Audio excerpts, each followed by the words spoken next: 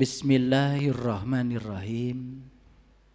Assalamualaikum warahmatullahi wabarakatuh. Salam sejahtera untuk kita semua. Om Swastiastu, Namo Buddhaya, salam kebajikan, Sampurasun. Rahayu Sagung Dumadi. Mari kita yakinkan seluruh makhluk hidup di semesta ini senantiasa hidup berbahagia. Dimanapun mereka berada, di semua tingkatan, di setiap ruang dan waktu. Karena keberadaan setiap makhluk hidup di semesta ini direncanakan oleh sang pemiliknya. Semua yang hadir di semesta ini penting. Tidak ada yang lebih penting. Semua yang dihadirkan semesta semata-mata untuk menjaga keseimbangan semesta itu sendiri.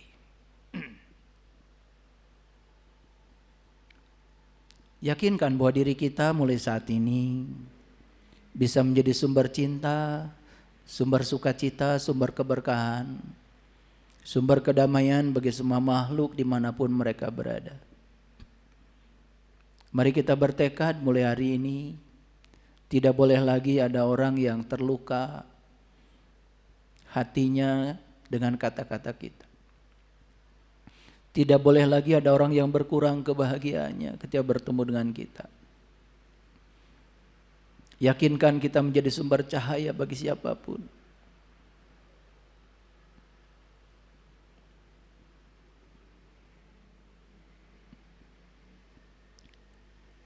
Segala puji hanya milik Allah, sang kehadiran, sang keberadaan. Energi universal yang maha tunggal, yang meliputi seluruh bentuk, yang meliputi seluruh ciptaannya, yang meliputi seluruh ruang kosong tanpa batas, yang memberikan kehidupan pada semua makhluknya tanpa batas, yang cintanya tak terbatas, yang cinta kasihnya tanpa batas. Mari kita puji Dia dengan membaca hamdalah. Alhamdulillahi rabbil alamin. Mari kita rasakan kehadirannya. Tidak perlu lagi kita mencari Tuhan, karena Dia ada bersama kita lebih dekat daripada urat nadi leher kita. Tidak perlu kita mencari matahari, hanya tinggal menyingkirkan saja kabut-kabut yang menghalanginya. Cahaya Allah, cahaya Tuhan tidak perlu kita cari, karena Dia sudah ada bersama kita. Kita tinggal singkirkan saja semua penghalang yang menghalangi cahaya itu tidak tiba pada diri kita. Mari kita sadari kehadirannya. Dia tidak pernah tertidur, tidak pernah terkantuk, senantiasa menumpahkan cinta kasih-Nya, memenuhi segala kebutuhan kita. Walaupun Dia tidak selalu memenuhi keinginan kita, karena apa yang kita inginkan belum tentu yang terbaik bagi kita. Mari kita mohon ridho-Nya, mohon berkah-Nya. Semoga kehadiran kita di tempat ini menjadi syafaat bagi kita. Ilmu yang akan didapat bisa menolong diri kita, memperbaiki kualitas hidup kita, menyehatkan spiritual kita, menyehatkan intuisi kita, menyehatkan mental kita, menyehatkan tubuh energi kita, menyehatkan tubuh fisik kita. Dengan kelembutan dan cinta, mari kita sapa asmanya dengan membaca basmalah. Bismillahirrahmanirrahim. Para sahabatku, ini adalah pertemuan pertama setelah kita menyelesaikan ritual ibadah yang bernama saum, puasa di bulan suci Ramadan. Dan banyak yang mengklaim kalau Idul Fitri itu katanya hari kemenangan. Ya tentu saja itu tidak salah. Tapi lebih bagus kalau kita bertanya pada diri kita. Kalau Idul Fitri itu hari kemenangan, kita ini sudah menang apa? Dan kita ini sudah berhasil mengalahkan apa? Mengalahkan siapa? Itu pertanyaan mendasar kalau bagi saya. Karena kalau menurut Al-Quran, orang yang mendapatkan kemenangan itu ada cirinya. Kelihatan. Liyudkhilal mu'minin wal mu'minat jannatin tajri min tahtihal anhar khalidina fiha wa yukaffiru anhum sayyiatihim wa kana zalika indallah fauzan adhima. Jadi ucapan minal aidin wal faizin itu kan doa sebetulnya. Minal aidin artinya semoga kita termasuk orang yang kembali. Kembali kemana? Kembali pada jati diri kita. Kembali pada pusat kesadaran kita. Sehingga timbul pertanyaan, apakah kita ini sekarang sudah betul-betul kembali? Kembali menjadi jati diri kita yang asli, bukan diri kita yang palsu, bukan diri kita yang dikendalikan oleh ego, tapi diri kita yang dikendalikan oleh kesadaran. Sudah kembali? Makanya jangan buru-buru mengatakan saya sudah memperoleh kemenangan, hari kemenangan. Menang dari apa? Kalau ada yang menang itu pasti ada yang kalah dong. Kalau kita menang berarti kita sudah mengalahkan siapa? Mengalahkan apa? Ada nggak pertanyaan seperti itu? Kata faizin itu dari kata fauzan, itu dalam bahasa Al-Quran. Itu di Quran surat Al-Fat. Surat Al-Fat itu surat yang menceritakan tentang keterbukaan. Ada Al-Fatihah, ada Al-Fat. Al-Fatihah itu kunci pembukanya, Al-Fat itu hasilnya. Siapa yang sudah bisa menggunakan Al-Fatihah sebagai kunci pembuka untuk membuka ketertutupan dirinya, maka begitu dia keluar dari ketertutupan dirinya, dari penjara yang dibuat oleh dirinya sendiri, maka saat dia keluar, memasuki situasi baru, menjadi orang yang terbuka. Terbuka terhadap kebenaran, terbuka terhadap saran, terbuka terhadap kritik, terbuka terhadap ilmu baru, terbuka terhadap pemikiran baru, terbuka terhadap kehidupan baru. Itulah yang disebut dengan Al-Fat. Makanya di Quran surat Al-Fat, sebelum sampai pada ayat liyudkhilal mu'minin wal mu'minat jannatin tajri min tahtihal anhar khalidiyan fiha wa yukaffiru anhum sayyiatihim wa kana zalila indallahi fauzan adhima. Sebelum sampai di situ, ada beberapa syarat yang harus dicapai. Dan siapa orang yang dikatakan telah memperoleh kemenangan itu? Yang pertama, inna fatahna laka fathah mubina. Kata Allah, sesungguhnya aku telah memberikan keterbukaan kepadamu, yaitu keterbukaan yang nyata. Tanya pada diri kita. Kita sudah terbuka, menerima semua realitas kehidupan ini apa adanya? Sudah tidak ada penolakan lagi? Coba tanya pada diri kita. Bisa menerima pasangan kita apa adanya? Bisa menerima setiap orang apa adanya? Sudah tidak menghakimi orang lagi? Tidak protes lagi? Sudah bisa menyayangi setiap orang apa adanya? Sudah begitu belum? Ayo tanya. Sebelum masuk pada kajian ini, saya ngasih prolog sedikit. Inna fatahna laka fathah mubina liyaghfira lakallah ma taqaddama min dambik wa ma ta'akhir.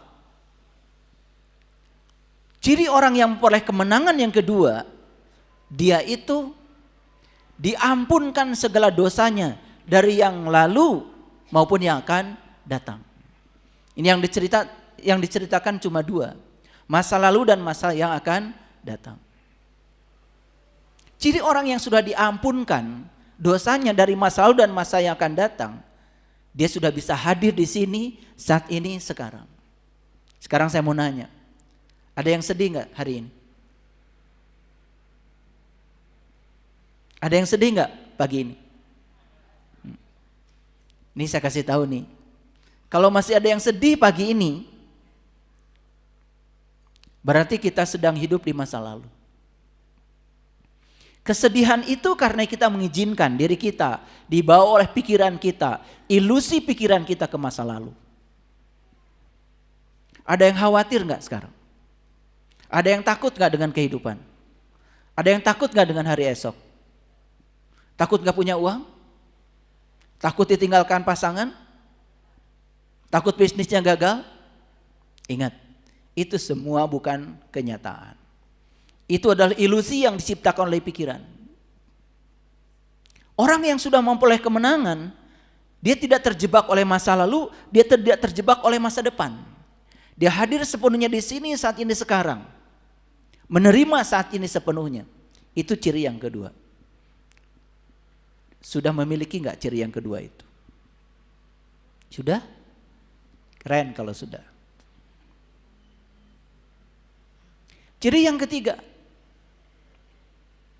inna fatahna laka fatha mubina liyaghfira lakallah ma taqaddama min dambik wa ma ta'akhkhar wa yatimma ni'matahu 'alaika wa yahdiyaka sirata mustaqim.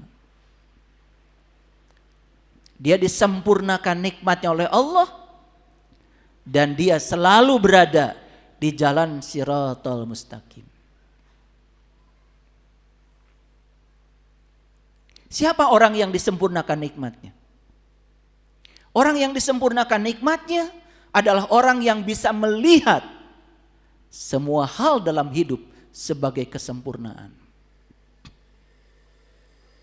Tapi orang yang hari ini masih berpikir harusnya begini, harusnya begitu, itu orang yang sedang dijebak oleh ilusi pikirannya sendiri.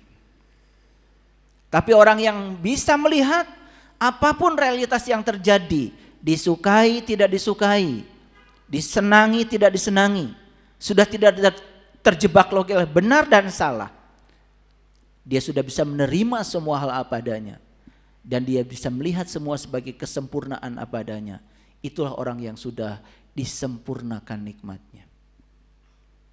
Sudah begitu? Atau masih ada yang tidak disukai di sini? Masih ada protes? Masih? Seharusnya begini, seharusnya begitu masih?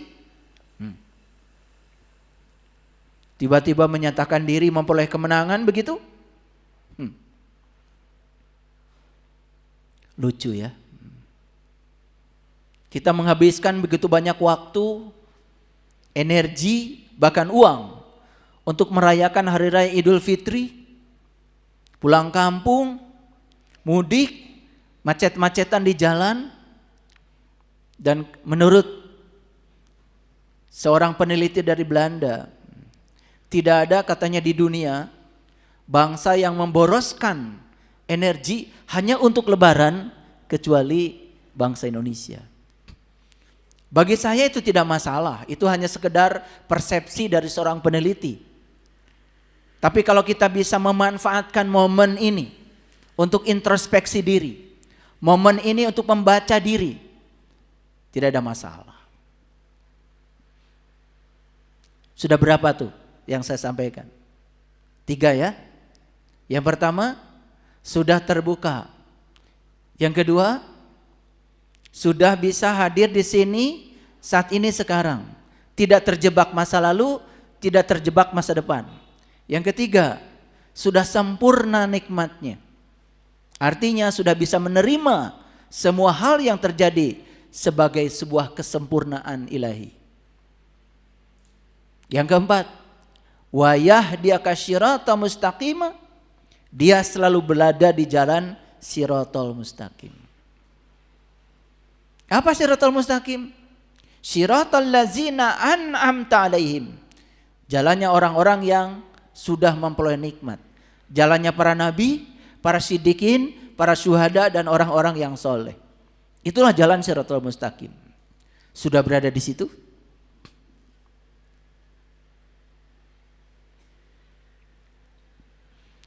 Lalu ciri yang berikutnya, huwallazi anzala sakinata fi qulubil mu'minin. Kolbunya sudah sakinah. Tahu sakinah? Sakinah itu sudah mati. Sudah seperti orang mati. Tahu orang mati? Orang mati itu sudah tidak bereaksi. Mau dimandikan pakai air panas, mau dimandikan pakai air dingin, mau dimandikan pakai air comberan, mau dikasih minyak herme, mau dikasih minyak duyung, tidak protes. Itu yang namanya sakinah, dari kata sukun. Sukun itu mati. Makanya kalau ba ketemu alif ada fathah, itu ada tanda mati di atasnya. Ba-nya itu dibaca, ya, ba-nya dibaca tapi alifnya enggak. Tetapi ba-nya dibaca 2 harokat, ba, kan gitu. Jadi alif itu hanya membantu ba supaya dibaca panjang. Alifnya sendiri sudah mati karena ketemu sukun itu. Itu kalau belajar ilmu tajwid kan begitu. Jadi sakinah itu dari kata sukun. Sukun itu mati.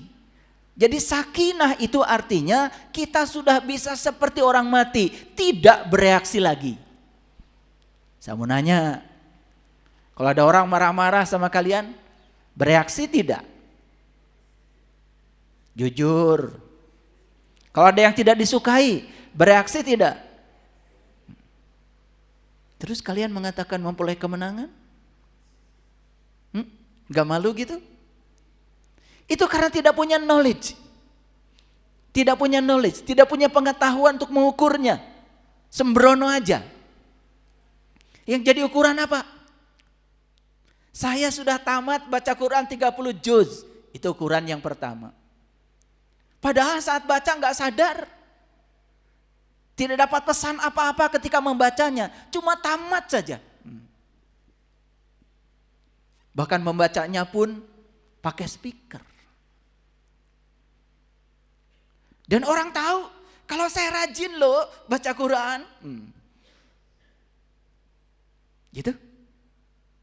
Itu ukuran yang salah.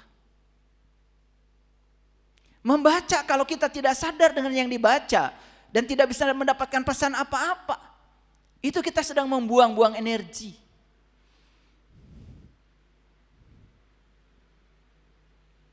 Oh, saya tidak batal puasa selama 30 hari.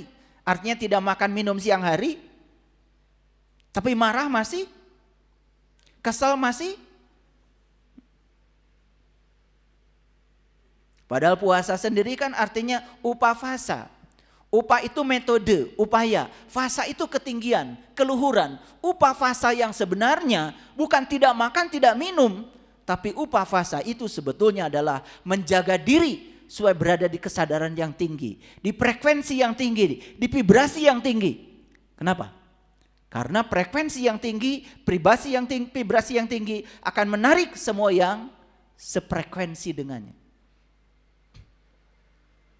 Tidak makan, tidak minum itu hanya salah satu sebagian kecil dari upaya untuk meningkatkan kesadaran. Karena tidak makan, tidak minum itu kesadaran kita meningkat. Kita sudah punya pengalaman. Kalau kita makan terlalu banyak, minum terlalu banyak, ngantuk, kesadaran kita menurun. Itu aja. Tapi apakah kita berani menggunakan ukuran yang disampaikan oleh Allah di Quran surat Al-Fat tadi? Berani? Sudah sakinah? Sudah sakinah? Sudah tidak bereaksi lagi? Ada orang yang sedang membicarakan orang lain, padahal orang lain yang dibicarakan juga tidak tahu, kenal juga tidak, suka ikut-ikutan.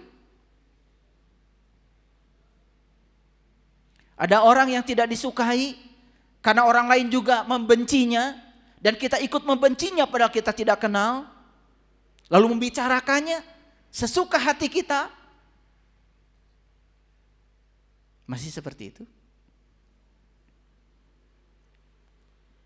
Saya heran. Banyak orang yang menggunakan kain putih itu. Tapi dia tidak mengerti warna putih itu apa sebetulnya. Warna putih itu secara fisika itu yang disebut dengan warna polikromatik. Sinar matahari ini putih. Kalau sinar matahari ini dimasukkan ke prisma, maka sinar matahari yang putih ini akan terurai menjadi merah, kuning, jingga, ungu, hijau. Akan terbentuk 7 spektrum warna setidak-tidaknya. Ternyata di cahaya putih itu ada warna-warni. Itu kalau saya di laboratorium sedang mengajar anak-anak didik saya selalu ajarkan begitu. Lihat ini, sinar matahari cahaya putih. Saya masukkan ke prisma kaca, terurai seperti kita melihat pelangi. Pelangi itu kan ada prisma kaca buatan semesta yang terbuat dari kabut, butiran-butiran air yang tersimpan di angkasa. Ketika sinar matahari datang, diurai itu oleh prisma itu. Sehingga terbentuk yang namanya pelangi. Merah, kuning, jingga, ungu, dan seterusnya. Ada warna-warni yang terbentuk. Jadi kalau berani menggunakan baju yang berwarna putih, berarti dia sudah berani menerima setiap warna. Berani menerima setiap perbedaan. Lucu ya, bajunya putih, sorbannya putih, pecinya putih. Tetapi yang keluar dari mulutnya adalah hujatan. Yang keluar dari mulutnya adalah kata-kata menjijikan. Yang merendahkan orang lain, padahal dia tidak tahu. Ini ciri orang yang belum selesai dengan dirinya sendiri. Orang yang seperti ini mengklaim sudah memperoleh kemenangan, padahal dirinya sendiri belum damai. Orang yang sudah damai itu tidak peduli dengan semua situasi yang di luar dirinya. Karena kalau dia sudah menemukan tempat suci yang di dalam, semua yang di luar sempurna adanya, suci adanya, tidak perlu ada penghakiman lagi. Dan orang yang merasa dirinya paling benar dan orang lain salah di mata dia, dia masih menggunakan penghakiman menurut pikirannya sendiri. Dan ini orang belum selesai dengan dirinya sendiri. Tidak layak untuk diikuti, tidak layak untuk diteladani. Siapapun orang yang mengatakan dirinya apa itu, mau ulama, mau kiai, mau ustadz, kalau masih menebarkan kebencian, tidak layak untuk diikuti. Dia belum selesai dengan dirinya sendiri. Huwallazi anzala sakinata fi qulubil mu'minin liyazdadu imanan ma'a imanihim. Saya suka lucu, ada orang tanya sama saya. Saya itu katanya punya iman, kadang naik kadang turun. Saya bilang, saya tidak menemukan satu ayat pun di Quran yang imannya kayak perahu. Saya tidak menemukan satu ayat pun di Quran yang imannya kayak ombak, naik turun. Gak ada di Quran. Di Quran hanya ada kata-kata, ya, orang beriman itu imannya selalu naik. Liyazdadu imanan ma'a imanihim. Jadi orang beriman itu tidak pernah turun imannya. Imannya selalu naik. Nah ini yang suka naik turun itu hanya perasaan aja. Perasaan seolah-olah sudah beriman. Padahal belum, cuma ngaku-ngaku aja. Ya. Sekali lagi ya. Jadi di Quran tidak ada iman itu turun. Liyazdadu imanan ma'a imanihim. Iman itu selalu naik. Dan kenapa ada yang iman yang naik turun? Itu sebetulnya perasaan seolah-olah dirinya sudah beriman, padahal imannya itu iman palsu. Yang suka naik turun itu bukan iman yang sebenarnya. Iman yang sebenarnya itu selalu naik. Nah, ciri orang yang memperoleh kemenangan, imannya selalu naik. Gitu enggak Bapak Ibu? Gitu apa tidak? Saya cuma ngasih ukuran-ukuran. Karena kalau kita tidak menggunakan alat ukur, kita tuh suka merasa hebat. Lanjutkan enggak? Liyazdadu imanan ma'a imanihim Walillahi junudus samawati wal ar. Wa kanallahu aliman hakima. Semua instrumen yang ada pada dirinya, yang dikirimkan semesta, dijadikan sebagai tentara-tentara Allah yang membimbing dia menuju kepada kebaikan. Lihat saya semuanya. Orang yang peroleh kemenangan, dia berhadapan dengan orang baik, dia berhadapan dengan orang yang tidak baik, berhadapan dengan situasi baik, berhadapan dengan situasi tidak baik. Dia tahu kalau itu adalah untuk kebaikan dirinya. Begitu apa tidak? Dia tahu. Semua orang, semua situasi, semua kondisi itu adalah tentara Allah yang mengarahkan dirinya supaya pulang kepada Allah. Gitu enggak? Saya menggunakan bahasa yang mudah ya. Bahasa tafsir yang sudah saya ekstrapolasi ke dalam bahasa yang gampang untuk dicerna. Karena kalau saya bicara tentara Allah tidak diterjemahkan dalam bahasa yang sederhana, nanti kalian bingung. Tentara Allah itu yang mana ya? Taunya kan tentara Indonesia, tentara Amerika, betul enggak? Tentara Israel, tentara Palestina, yang taunya begitu. Yang tentara itu yang membawa senjata. Lihat saya semuanya. Tentara Allah itu bisa orang, bisa situasi, bisa peristiwa. Disenangi, tidak disenangi, kalau itu terjadi, itu semua adalah cinta kasih Allah untuk memanggil kita pulang ke jati diri kita. Itu tentara Allah. Kalau gitu sakit tentara Allah, sukses tentara Allah, sehat tentara Allah, orang baik tentara Allah, orang yang disebut tidak baik oleh kita tentara Allah, suami yang rewel tentara Allah, orang-orang yang tidak sabar tentara Allah. Itu semua dihadirkan dalam hidup kita untuk memanggil kita supaya kita pulang ke jati diri kita. Keren sebetulnya. Baru yang terakhir, liyudkhilal mu'minin wal mu'minat jannatin tajri min tahtiha anhar. Ciri orang yang sudah memperoleh kemenangan, dia tinggalnya sekarang sudah di surga.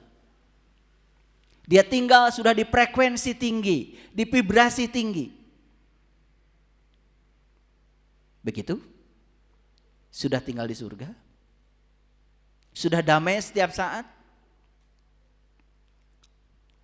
Sudah tenang, sudah jernih pikirannya setiap saat? Sudah tidak terganggu oleh situasi di luar diri kita? Bahagianya tidak bergantung pada orang lain? Bahagianya sudah dari dalam? Begitu? Begitu belum? Terus kata-kata saya sudah memperoleh kemenangan itu dari mana? Saya dengar itu di televisi. Ada yang menyampaikan selamat buat umat Islam yang hari ini sedang merayakan hari kemenangan. Kalau saya digituin sama penyiar TV itu, mikir, saya termasuk gak ya yang merayakan kemenangan itu? Kalau saya begitu. Saya tidak langsung GR. Kita sedang merayakan kemenangan. Kalau saya merasa timbul pertanyaan, menang dari apa? Saya sudah mengalahkan apa? Oke, sekarang saya menggunakan ukuran yang lebih sederhana lagi. Bapak Ibu, ini sudah 9 hari loh dari Lebaran. Pola makannya sudah berubah menjadi lebih baik atau lebih buruk? Pola pikirnya berubah menjadi lebih baik atau lebih buruk? Reaksi terhadap situasi yang namanya emosi sudah terkendali belum? Tuh, ini saya menggunakan ukuran yang lebih sederhana lagi. Atau ukuran yang lebih sederhana lagi, berat badan nambah, tetap turun. Ini kalau habis Lebaran, baru 9 hari berat badan sudah naik 4 kilo. Itu jangan mengklaim memperoleh kemenangan. Kalau baju yang kemarin saat Ramadan itu longgar, hari ini dipakai lagi sudah gak muat. Itu sudah tanda bahwa tidak ada yang berubah dengan dirimu. Tetapi itu namanya Idul Fitri. Id itu artinya kembali, fitri itu artinya watak asli. Jadi Idul Fitri artinya kembali ke watak asli. Nah itu kembali. Ya. Karena watak aslinya tukang makan, tetap aja kembali lagi. Watak aslinya tukang menghujat, tetap aja kembali. Cuma sebulan aja, ya berhenti karena sedang saum katanya. Lucu ya.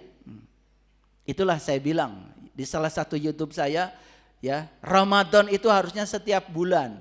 Ramadan itu setiap tahun. Idul Fitri itu harusnya setiap saat. Lailatul Qadar itu harusnya setiap saat kalau kita mau. Bisa asal tahu ilmunya. Nah, itu hanya pengantar saja. Karena hari ini judulnya adalah hidup di dunia cahaya. Jadi harusnya setelah Ramadan itu kita pindah dong dari dunia gelap menuju dunia cahaya. Banyak ya para penceramah, kalau lagi khutbah Jumat dan lain sebagainya saya sering dengar.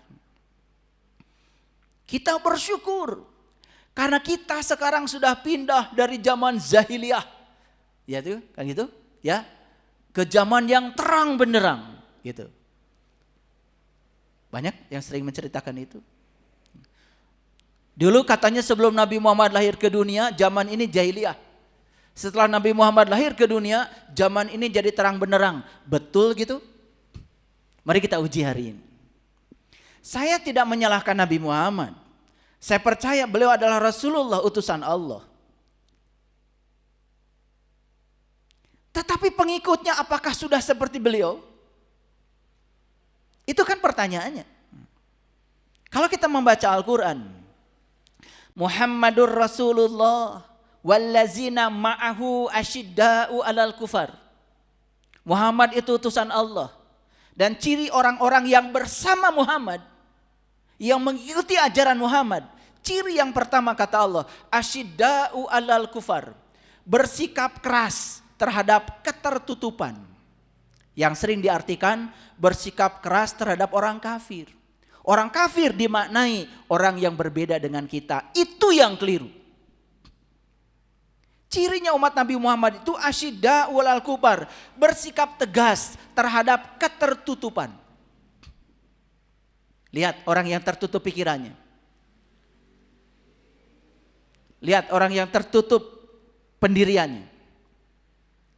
Orang yang menutup diri dari segala informasi baru, pemahaman baru, ilmu baru, tidak akan berubah dari kondisi lama pada kondisi baru. Gak akan bisa hijrah. Saya pastikan ya, Bapak Ibu yang berani mendengarkan kajian saya, ini orang-orang yang sudah mulai terbuka. Mulai ya.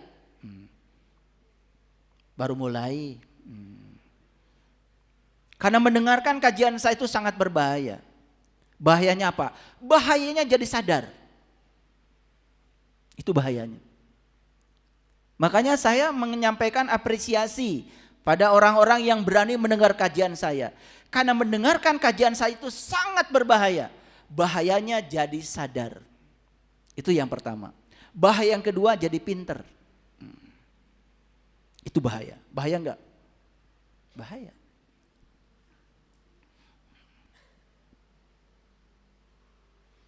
Yang kedua, ruhama ubainahum. Ciri umatnya Nabi Muhammad itu punya cinta kasih pada sesama. Ingat ya, kata yang dipakai adalah sesama. Tahu sesama? Siapa sesama? Siapa sesama? Sesama yang sama dengan kamu? Sesama yang sama keyakinannya dengan kamu? Sesama yang segolongan dengan kamu? Sesama yang dimaksud Allah itu artinya apa? Semua makhluk di semesta ini setara adanya.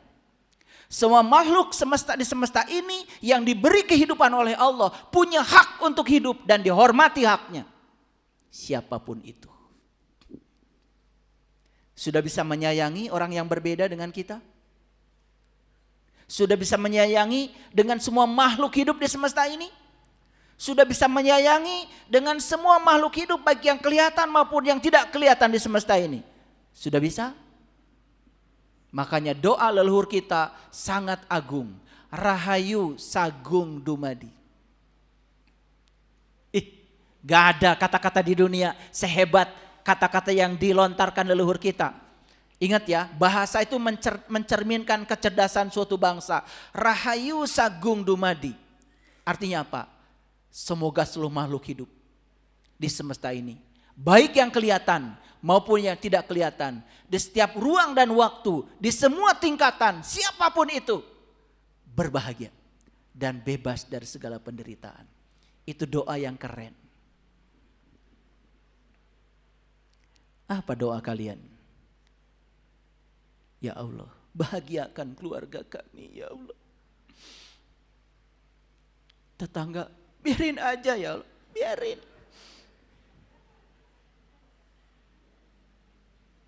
Ya Allah, sukseskan usaha kami ya Allah. Yang lain, jika perlu ya Allah, bangkrutkan mereka. Itu doa macam apa? Itu doa yang lahir bukan dari cinta. Itu doa yang lahir dari kebencian dan ego. Itu doa yang semacam itu hanya akan menutup pintu berkah bagi orang yang mendoanya.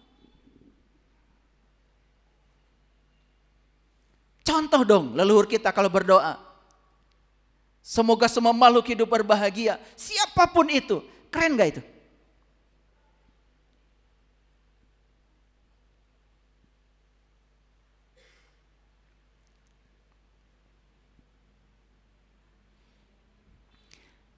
Jadi yang akan kita bicarakan sekarang adalah hidup di dunia cahaya. Berarti kalau ada dunia cahaya, ada dunia lain yang bernama dunia kegelapan. Setuju? Oke. Nanti selesai Bapak Ibu mendengarkan kajian saya, Bapak Ibu bisa tahu apakah Bapak Ibu hidup di dunia kegelapan atau di dunia cahaya, atau masih transisi dari kegelapan menuju cahaya. Nah, yang transisi itu namanya OTW. Ya. Ya. Tahu OTW? Oh, tungguan we. Oke, nggak apa-apa. Apakah yang OTW bagus? Bagus. Daripada yang tinggal dalam dunia kegelapan. Dia sudah mulai sadar. Walaupun masih remang-remang, tapi sudah ada kesadaran. Nah, setelah selesai kajian saya, Bapak Ibu akan tahu, apakah saya tinggal di dunia gelap? Di transisi antara gelap dengan cahaya, atau sudah benar-benar tinggal di dunia cahaya? Sekarang akan kita ukur semuanya, dan setelah ini Bapak Ibu akan tahu di mana tempat Bapak Ibu yang sebenarnya. Sudah siap? Oke, kalau sudah siap kita mulai. Di gambar ini ada orang, lalu ada bayangan. Kelihatan semua? Oke.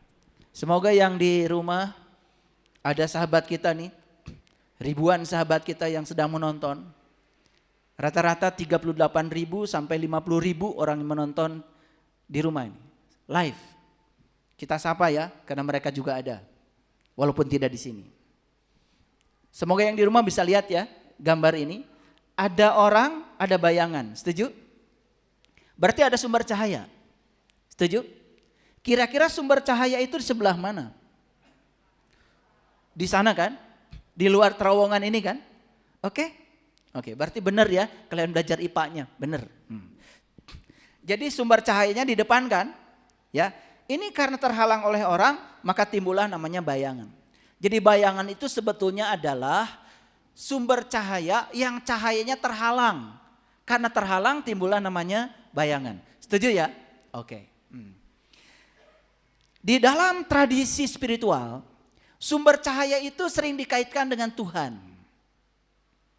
Bahkan kalau di Quran jelas sekali ada kata-kata begini, Allahu nurun, Allah adalah cahaya. Itu di Quran surat An-Nur ayat 35. Saya membaca Injil untuk sahabat-sahabat yang Nasrani, ternyata di Injil juga jelas sekali.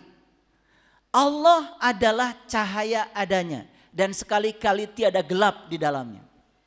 Bahkan dikatakan di ayat selanjutnya, selagi cahaya itu ada padamu, percayalah akan cahaya itu supaya kamu menjadi anak-anak cahaya. Itu firman Tuhan. Loh, kok saya bisa tahu Injil? Karena saya belajar semua kitab suci. Untuk apa? Untuk belajar toleransi. Untuk belajar apresiasi. Saya tidak mau menyatakan kitab saya yang paling benar sebelum saya membaca kitab yang lain. Saya tidak mau membenarkan sesuatu karena fanatisme buta. Kan diajarkan kebencian dari orang lain. Tidak. Ternyata setelah saya belajar semua kitab suci itu adalah luar biasa adanya. Dan kita bisa mengapresiasi semuanya. Baik, kita lanjutkan. Sumber cahayanya di mana? Di depan. Ini orang sedang menuju sumber cahaya atau menjauhi sumber cahaya? Menuju. Karena dia menuju sumber cahaya, bayangan ikut enggak? Ikut. Coba bayangkan, kalau orang-orang ini bergeraknya menjauhi sumber cahaya. Berarti dia diikuti bayangan atau mengikuti bayangan? Oke. Kesimpulannya, jika orang ini mengikuti sumber cahaya, maka dia akan diikuti oleh bayangan. Jika dia menjauhi sumber cahaya, maka dia akan mengikuti bayangan. Bapak Ibu, uang, duit itu bayangan. Saya mau nanya sekarang. Mau nanya ya. Mau mengikuti uang atau diikuti uang? Pintar ya kalian kalau menjawab ya. Pintar ya kalau menjawab ya. Gak apa-apa. Di ruang kelas gini biasanya pada pintar-pintar. Kalau di ruang gini biasanya kelihatan seperti soleh, seperti sabar, seperti ya. Seperti. Makanya di ruangan ini aslinya kalian tuh gak kelihatan. Bajunya rapi, duduknya rapi ya. Yang kelihatan aslinya kalian kan di rumah. Ya. Oke, kita lanjutkan dulu. Mau diikuti uang, mengikuti uang? Diikuti uang. Yes, bagus. Mau mengikuti dunia, diikuti dunia. Oke. Mau mengikuti harta, diikuti harta. Kira-kira sekarang, kondisi sekarang Bapak Ibu. Bapak Ibu sekarang ini diikuti uang atau mengikuti uang? Jujur. Oke. Jadi kalau saya umpamakan ya Bapak Ibu itu seperti ini. Seperti ini ya. Sumber cahayanya dibelakangi. Lalu jalannya ke sini. Menjauhi sumber cahaya. Apa yang terjadi? Mengikuti bayangan. Coba sekarang. Kalau orang ini bergerak cepat, bayangan bergerak cepat. Kalau orang ini lari, bayangan lari. Jadi kesimpulan, apakah ada orang yang bisa menangkap bayangan? Itulah. Kita sudah diajarkan oleh semesta tapi gak ngerti-ngerti. Terus mengejar uang. Walaupun yang dikejar gak dapat. Tidak ada yang berubah dengan cara berpikir. Tidak ada yang berubah dengan cara berkata. Tidak ada yang berubah dengan cara merasa. Padahal cara mengubah nasib yang pertama adalah ubah pikiranmu, perasaanmu, dan keyakinanmu. Karena itu yang akan menjadi realitasmu. Saya bicara begini Bapak Ibu. Karena saya sudah dikejar uang. Saking dikejar-kejar uang, ya, sampai jadwal saya sekarang, ya jadwal saya padat. Saking dikejar uang. Makanya karena uang sudah mengejar-ngejar, jadi saya mulai tahan harga.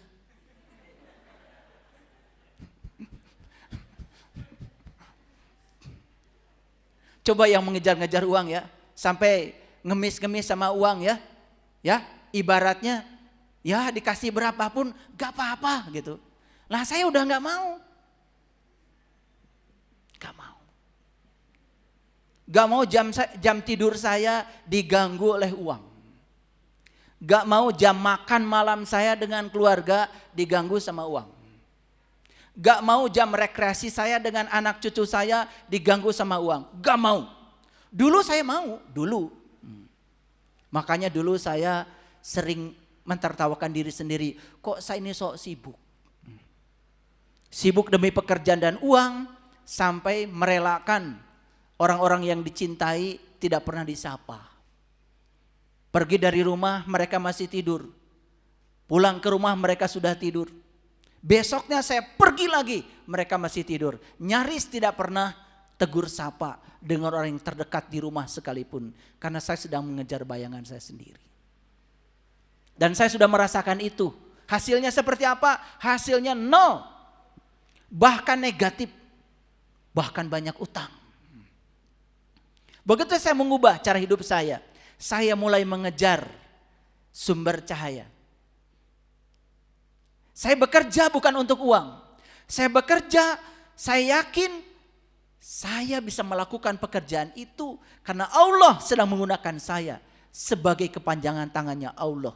Maka saya bekerja untuk Allah. Uang dapat dan mengikuti saya tanpa saya memikirkannya.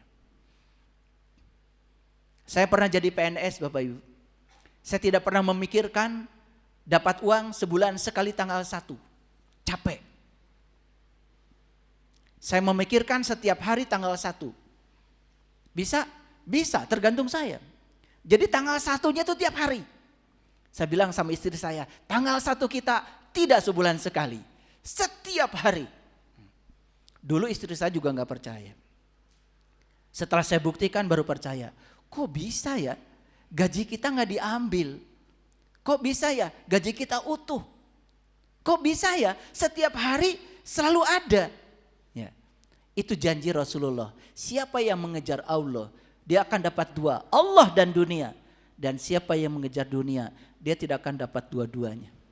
Dia tidak dapat Allah, dia juga tidak akan dapat dunia. Ini kerugian yang luar biasa.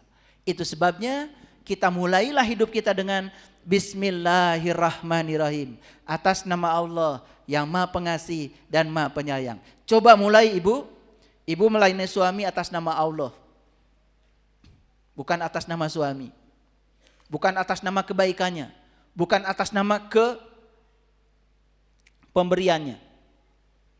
Kalau atas nama pemberiannya, atas nama kebaikannya, ibu akan melayani suami kalau dia baik pada ibu. Kalau atas nama pemberiannya, ibu akan melayani suami kalau suami memberi sesuatu pada ibu. Semuanya transaksional. Itu yang disebut dengan mengejar bayangan. Ulangi lagi. Mau mengejar bayangan atau dikejar bayangan? Di Quran Allah mengatakan innamad dunya laibun walahun. Dunia ini adalah bayangan. Kalau dunia bayangan, uang bayangan, harta bayangan, stop mengejar bayangan. Biarkan semua mengejar kita. Gimana caranya? Mulai sekarang tekadkan diri kita. Saya melakukan apapun demi Allah. Atas nama Allah. Makanya saya sering menyampaikan billah, lillah, bismillah, alhamdulillah. Kalau itu yang kita lakukan, saksikan. Ada yang berubah dalam hidup kita. Keberlimpahan mulai datang. Luar biasa. Oke, sampai sini ngerti? Oke.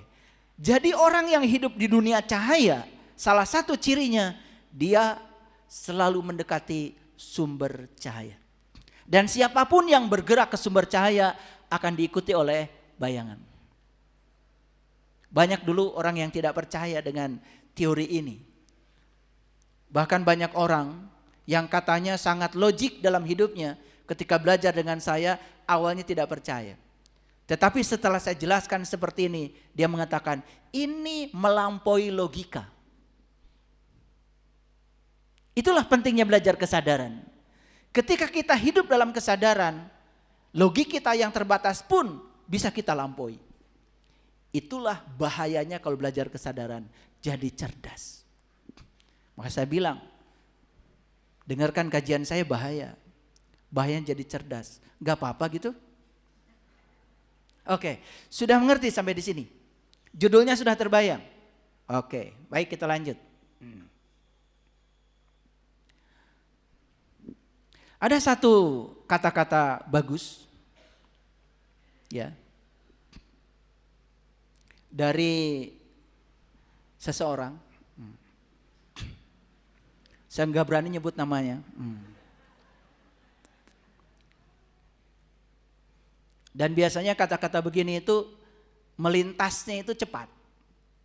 Ketika kita sedang berada di kesadaran penuh, lintasan-lintasan seperti ini itu muncul. Makanya jangan heran, orang-orang yang sudah mencapai kebijakan hidupnya biasanya suka menelurkan kata-kata bijak. Jangan dikira loh, untuk bisa menelurkan kata-kata bijak itu kita harus mencapai kebijakan hidup dulu.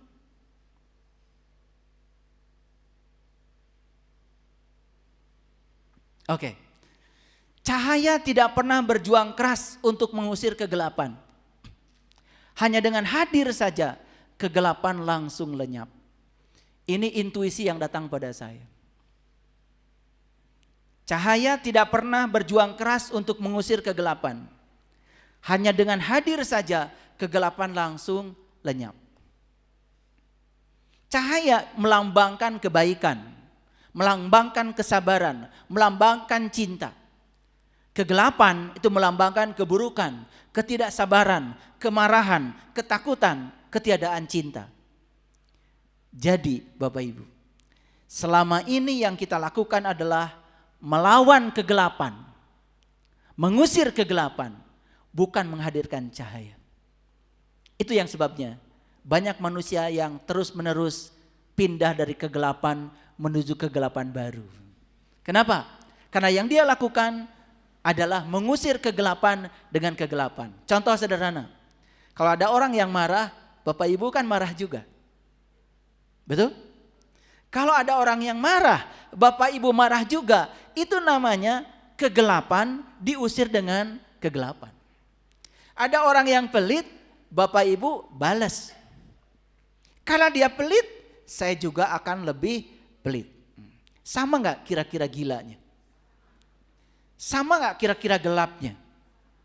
Nah, dalam kehidupan kita ini kebanyakan manusia bukan menghadirkan cahaya untuk mengusir kegelapan, tetapi dia berjuang mengusir kegelapan dengan kegelapan, bukan menghadirkan cahaya. Padahal menurut kata-kata bijak ini, cahaya tidak pernah berjuang keras mengusir kegelapan. Hanya dengan hadir saja kegelapan langsung lenyap. Coba Bapak Ibu, ada orang yang sedang marah-marah, ya, siapa saja dia itu. Kita hadir dengan penuh cinta kasih. Jika perlu, peluklah dia dengan penuh cinta kasih.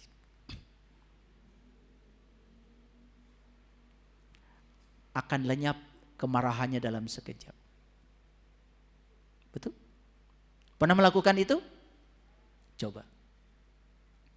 Tidak perlu mengusir kegelapan supaya dia bercahaya. Cukup hadir saja sebagai sumber cahaya, kegelapan sirna. Tapi kalau Anda hadir sebagai sumber kegelapan baru, Anda sudah menambah kegelapan lama dengan kegelapan Anda. Yuk sekarang kita lihat kebanyakan manusia di dunia ini. Hadir sebagai cahaya atau hadir sebagai kegelapan? Itu yang membuat dunia kita semakin gelap. Ya. Makanya saya tidak peduli. Ada orang yang menghujat saya, bilang saya menyebarkan aliran sesat, itu ini. Terima kasih. Saya adalah sumber cahaya. Saya tidak mau melawan kegelapan dengan kegelapan. Tidak perlu melawan yang seperti itu. Saya cuma berdoa, Allahumma hdi qaumi fa innahum la ya'lamun. Seperti yang dilontarkan Rasulullah ketika beliau dihujat pada saat itu. Yang beliau doakan cuma satu, ya Allah, mereka melakukan itu kepadaku karena mereka tidak tahu. Karena mereka belum tahu. Tunjuki hidayah kepada mereka ya Allah, agar mereka suatu saat menjadi orang yang sadar dan tahu. Semua orang yang tidak tahu, tetapi dia tidak tahu kalau dirinya tidak tahu, pasti akan merasa tahu, merasa sok tahu. Lalu seolah-olah dirinya yang paling tahu. Padahal dia itu tidak tahu, cuma dia tidak tahu kalau dirinya tidak tahu. Oke. Makanya jangan tergoda oleh penampilan luar. Karena apa? Realitas yang kita lihat di permukaan itu bukan realitas yang sebenarnya. Realitas yang sebenarnya jauh lebih kompleks daripada yang kita lihat di permukaan. Oke, sudah mengerti kata-kata ini? Ulangi. Tidak perlu bekerja keras untuk melawan kegelapan. Cukup hadir sebagai sumber cahaya. Siap? Oke, kalau di rumah ada sesuatu yang kegelapan, sudah Anda hadir sebagai sumber cahaya.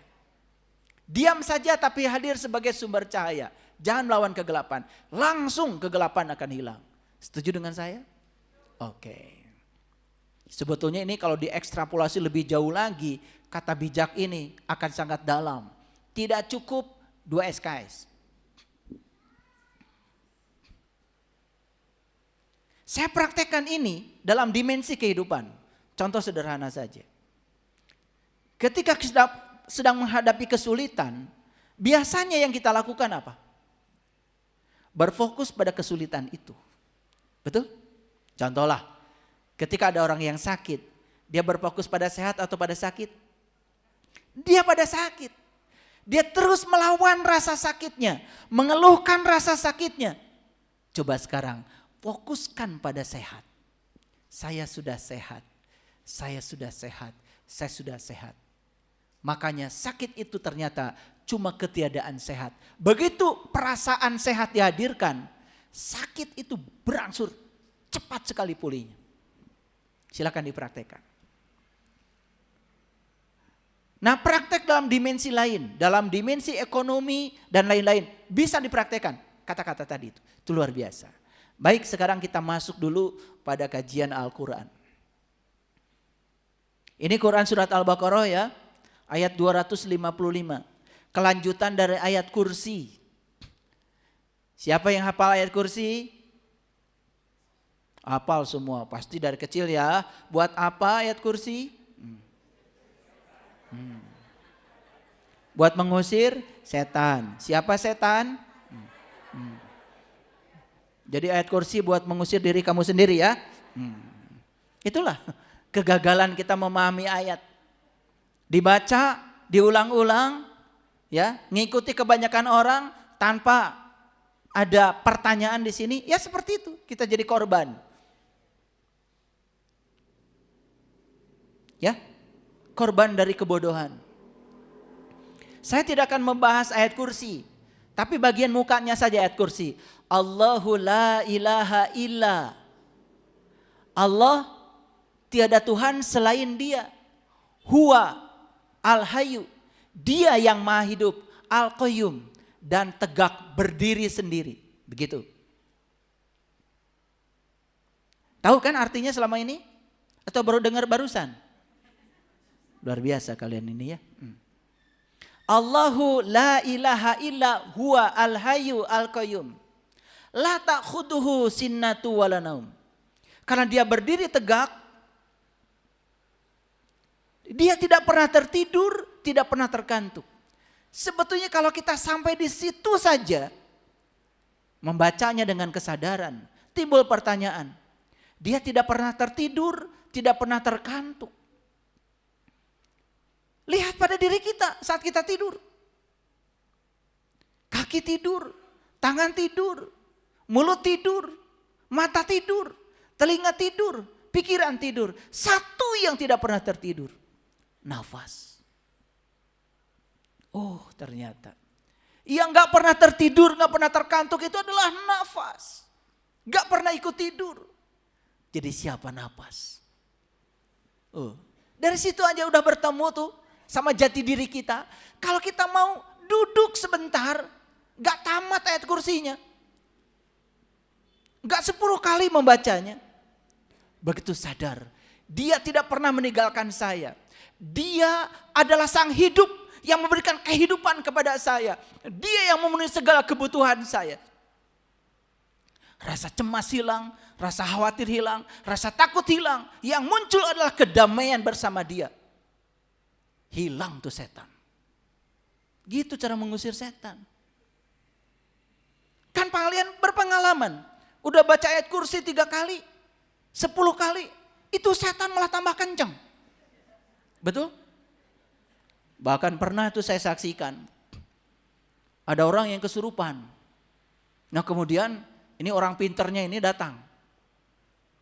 Dibacakan ayat kursi, malah dia ngajarin ayat kursi. Coba. Itu ruh siapa itu yang sedang masuk ke tubuh itu? Mungkin saya dulunya kan guru ngaji, kali aja gitu. Cuman gak bisa pulang. Makanya kan mesti kelayangan di sini. Makanya begitu ada tubuh yang kosong dia masuk. Dibacakan ayat kursi lebih pintar.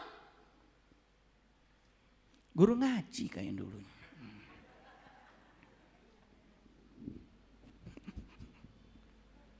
Maaf ya. Yuk kita lanjutkan. Ini Quran surat Al-Baqarah ayat 257. Kalau ayat kursi itu 255 Bapak Ibu. Saya kasih tahu ya yang belum hafal. Saya dulu juga pernah begitu. Saya dulu kalau ketemu ulama itu minta doa pinter aja. Makanya kalau dulu teman-temannya bapak saya datang ke rumah itu suka ditanya sama teman-teman bapak. Pimpinan-pimpinan pondok pesantren gitu. Kamu pengen apa? Pak Kiai, saya pengen doa pinter aja. Makanya saya dari kecil itu kumpulan doa pinternya banyak. Hafal sampai sekarang tuh. Allahu la ilaha illa huwal hayyul qayyum qaiman bil qisti dzalikumullahu fa anna tufakuna wal anna qur'ana suyirat bihil jibalu au qutiat bihil ardu au kulimat balillahi amru jami'an.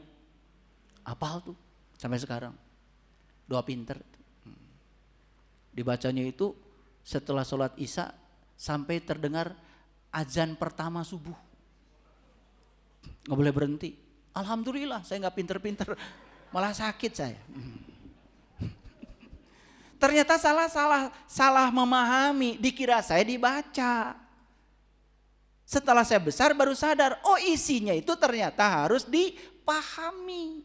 Ketika dipahami ambil saripatinya, gunakan untuk meniti ke dalam diri. Ternyata ya ketika kita bisa mengambil intisarinya, saya ketemu langsung dengan dia yang maha pintar. Yang ada dalam diri saya adalah guru sejati saya. Itu yang akan mengajarkan kita pintar. Oh dulu saya salah, dibaca berulang-ulang dari sholat isya sampai terdengar azan pertama itu subuh. Sakit saya, gak pinter. Ya, oke kita lanjutkan ya. Nah ini Quran surat Al-Baqarah 257. Allahu waliyul ladzina amanu yukhrijuhum minadh dhulumati ilan nur. Allah pelindung orang-orang yang beriman. Dia mengeluarkan mereka dari kegelapan kepada cahaya. Oke. Yuk kita lihat. Bapak Ibu orang beriman. Kok diam? Kalau menurut ayat ini orang beriman itu sudah pindah dari kegelapan menuju kepada cahaya. Menurut ayat ini. Kenapa? Kan pelindungnya Allah.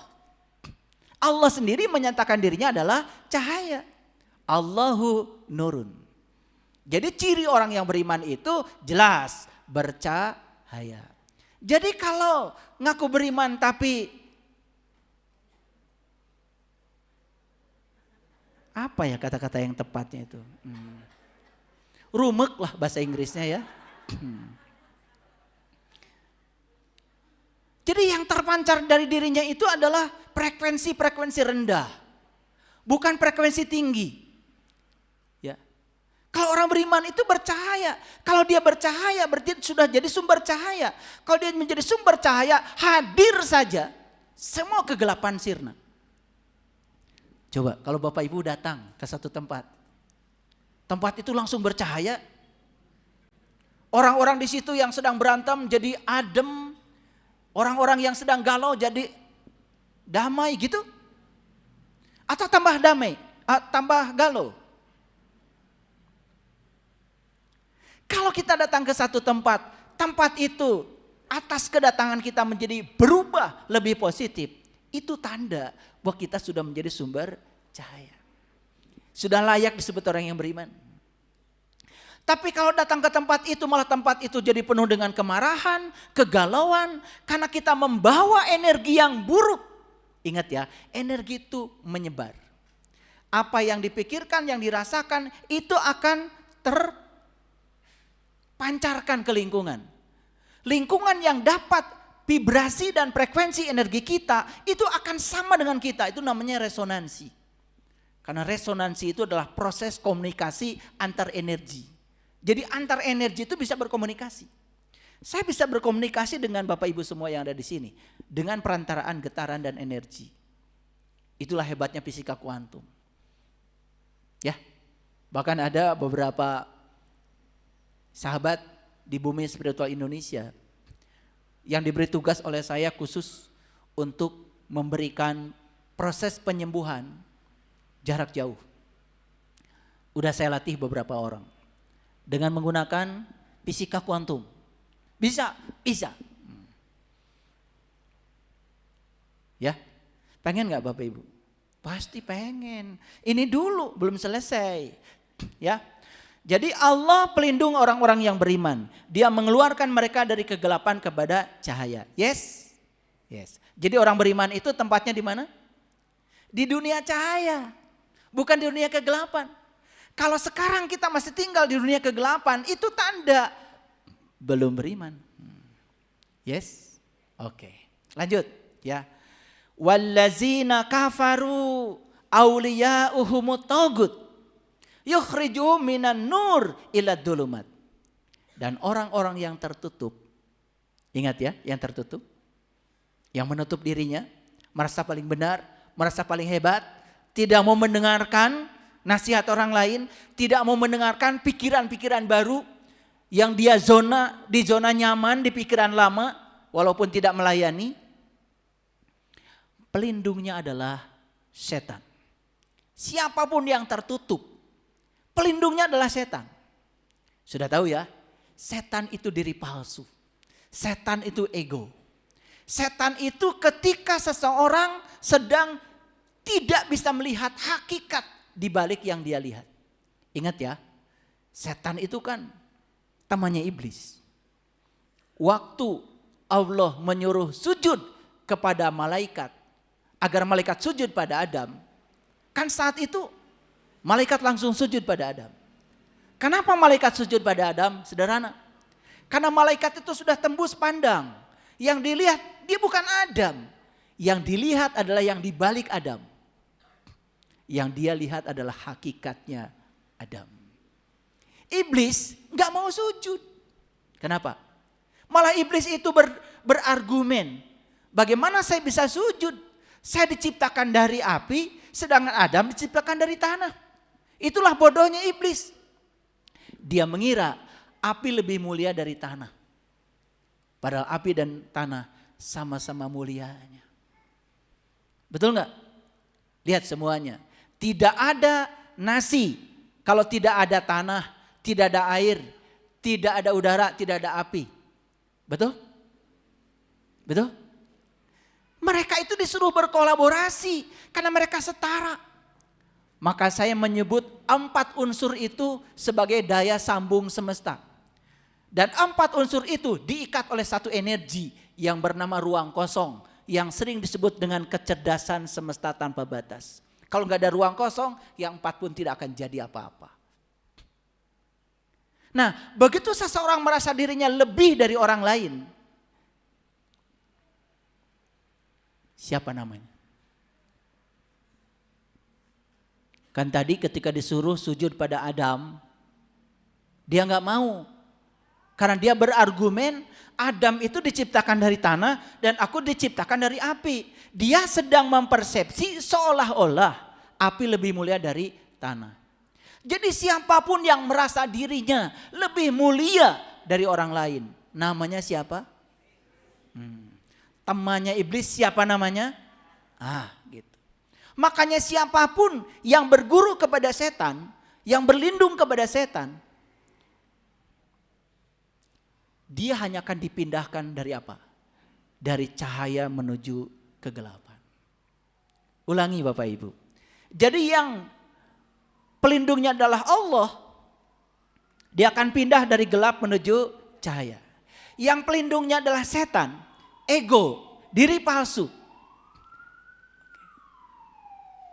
Karena dia masih tertutup terhadap cahaya itu, maka pelindungnya apa? Setan. Ketika dia berlindung kepada setan, dia selalu pindah dari cahaya menuju kegelapan. Ayo simpulkan. Jadi kalau orang yang pelindungnya Allah, tempatnya di mana? Di cahaya. Yang masih berlindung kepada setan, tempatnya di mana? Kegelapan. Paham sampai sini? Makanya nanti akan tahu Bapak Ibu. Bapak Ibu tuh pelindungnya siapa? Bentar lagi. Tapi paham ayat ini? Oke, kalau sudah paham, yuk kita lanjut. Mereka itu, siapa mereka?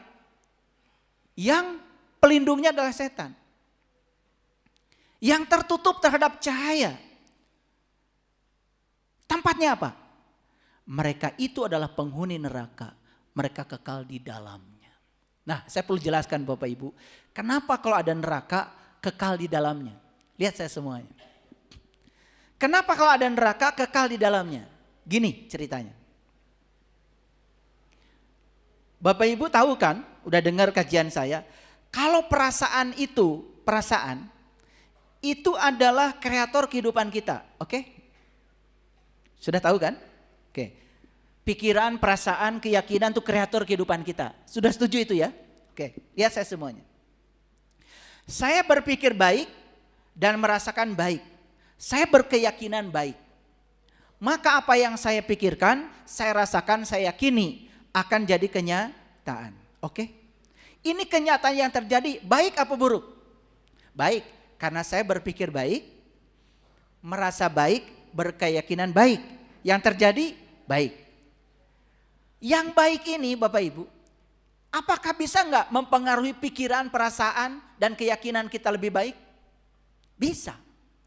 Karena saya sudah mendapatkan yang baik, realitasnya, maka realitas yang baik ini mempengaruhi pikiran saya tambah baik, perasaan saya tambah baik, keyakinan saya tambah baik.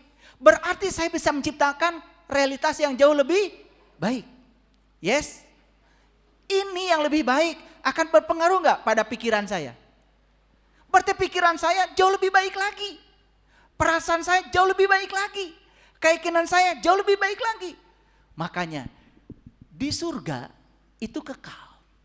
Makanya kalau saya perhatikan ya, kenapa ada orang kaya tambah kaya? Itu siklusnya seperti itu. Nah, kenapa yang miskin tambah miskin? Kejadiannya begini. Ini pikirannya sudah buruk. Perasaannya buruk. Keyakinannya buruk. Ingat ya, keyakinan itu kan sebetulnya apa yang dipikirkan diulang-ulang, kemudian dikasih energi sama perasaan. Itu namanya keyakinan. Sudah dengar kan kajian saya? Sudah dengar kan? Ya. Ini terpaksa saya ulang-ulang. Saya curiga sama kalian. Pikirannya buruk. Perasaannya buruk, keyakinan buruk. Realitasnya buruk. Nah, begitu dia dapat realitas yang buruk, berpengaruh enggak kepada pikiran? Tambah buruk kan? Berpengaruh enggak pada perasaan? Tambah buruk kan? Berpengaruh enggak pada keyakinan? Tambah buruk kan? Nah, pikiran yang tambah buruk, perasaan tambah buruk, keyakinan tambah buruk akan menghasilkan realitas lebih buruk lagi. Ini berpengaruh enggak? Berpengaruh lagi. Maka dia akan terjebak pada siklus keburukan yang terus menerus. Sudah jatuh ditimpa tangga. Gimana caranya? Satu-satunya cara adalah mengubah dan menghentikan pikiran buruk, perasaan buruk, dan keyakinan buruk itu. Nah, ini harus hadir di pelatihan saya. Gak cukup hanya mendengarkan kajian seperti ini. Jadi di saya itu ada seri hidup menakjubkan. Bapak Ibu harus hadir. Insya Allah tanggal 26 nih, 27 April ini. Ada khusus episode membangun surga dalam pernikahan. Kenapa saya membuat pelatihan ini? Karena saya tahu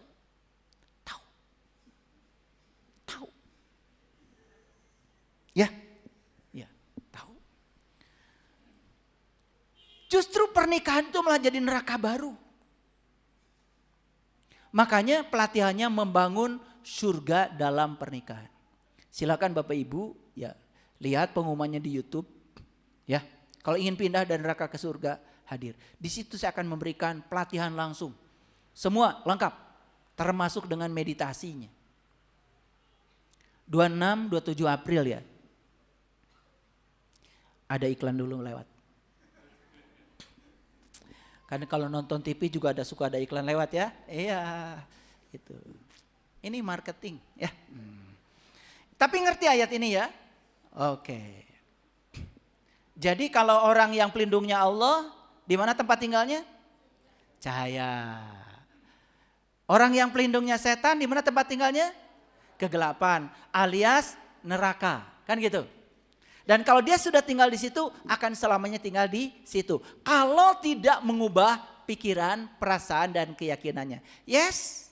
Oke. Cerdas. Berarti bisa dilanjutkan ya? Oke.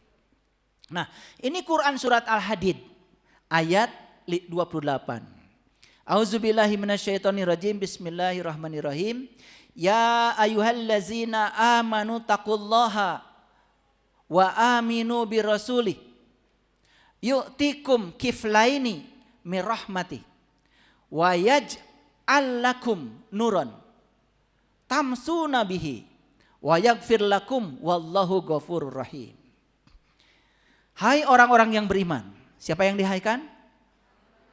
Orang beriman. Tempatnya di mana tadi? Di dunia cahaya. Oke. Sudah jadi sumber cahaya? Sudah. Sumber cinta? Sudah. Sumber keberkahan? Sudah. Ya? Sudah gak ada lagi yang tersakiti oleh dia. Ya? Ya? Pengen nyubit sama kalian itu. Bajunya sudah kayak orang beriman. Dandanya sudah kayak orang beriman. Tapi masih banyak yang tersakiti oleh kalian. Pengen nyubit saya. Padahal jelas kata Nabi, tidak disebut orang beriman jika dia tidur nyenyak sementara tetangganya saja tidak bisa tidur karena kelaparan. Makanya kalau mau makan itu kalian keliling dulu. Keliling dulu di sekitar rumahmu aja. Ada nggak yang keluar kelaparan? Jangan terus makan. Saya suka memerintahkan orang yang kerja di rumah. Coba. Makanya kalau ke warung itu tanya, siapa di sini yang susah? Siapa yang tidak punya beras? Selalu ada cadangan beras buat mereka. Saya sendiri tidak makan nasi.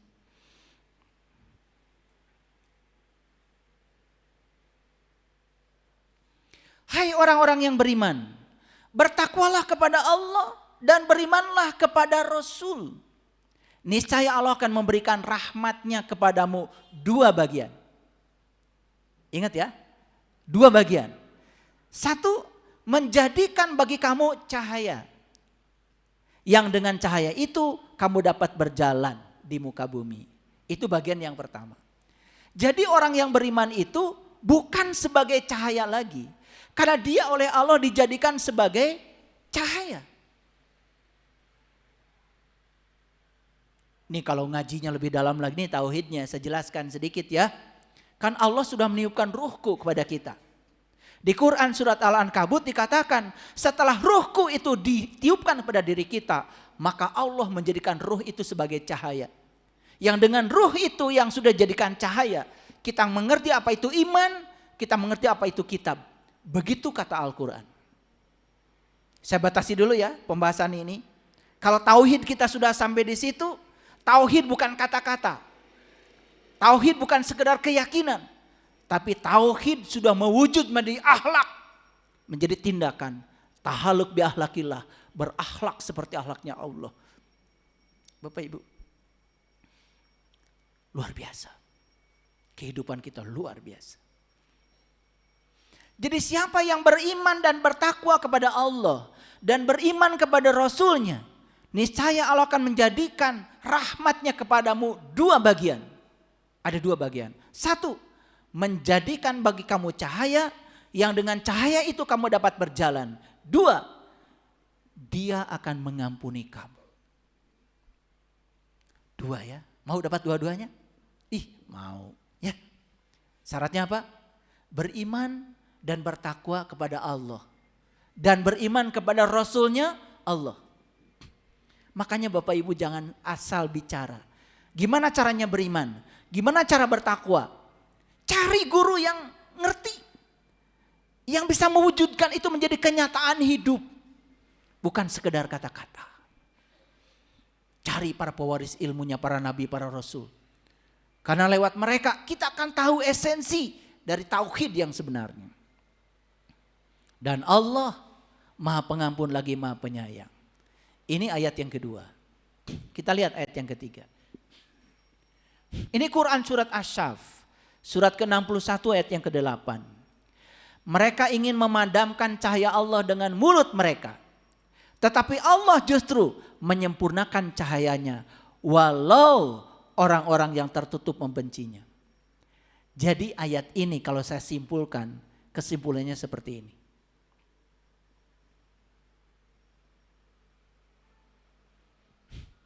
Kesimpulannya. Baca. Cara Allah menyempurnakan cahayanya pada diri kita adalah dengan menghadirkan orang-orang yang berusaha memadamkan cahayanya. Hebat ya? Ada kontradiktif di sini? Perhatikan saya. Jadi ketika kita ingin menuju cahaya Allah dan kita sedang disempurnakan cahaya Allah kepada kita, maka Allah akan menghadirkan orang-orang yang akan berusaha memadamkan cahaya Allah yang dikirim kepada kita. Justru mereka yang dihadirkan untuk memadamkan kita itulah cara Allah menyempurnakan cahayanya. Mengerti Bapak Ibu? Ini berlawanan ya, berlawanan. Karena ayatnya kan jelas, ayatnya tadi jelas. Oke, saya ulang lagi deh, mungkin belum mengerti ya. Mereka ingin memadamkan cahaya Allah dengan mulut mereka. Jadi banyak sebenarnya orang-orang yang tidak mengerti. Lalu berusaha memadamkan cahaya Allah dengan mulut mereka. Bisa dengan hujatan, bisa dengan penghakiman, bisa dengan apa saja. Banyak? Banyak, gak usah saya ceritakan ya. Bajunya sih putih. Ininya juga putih. Tetapi dalamnya gak putih.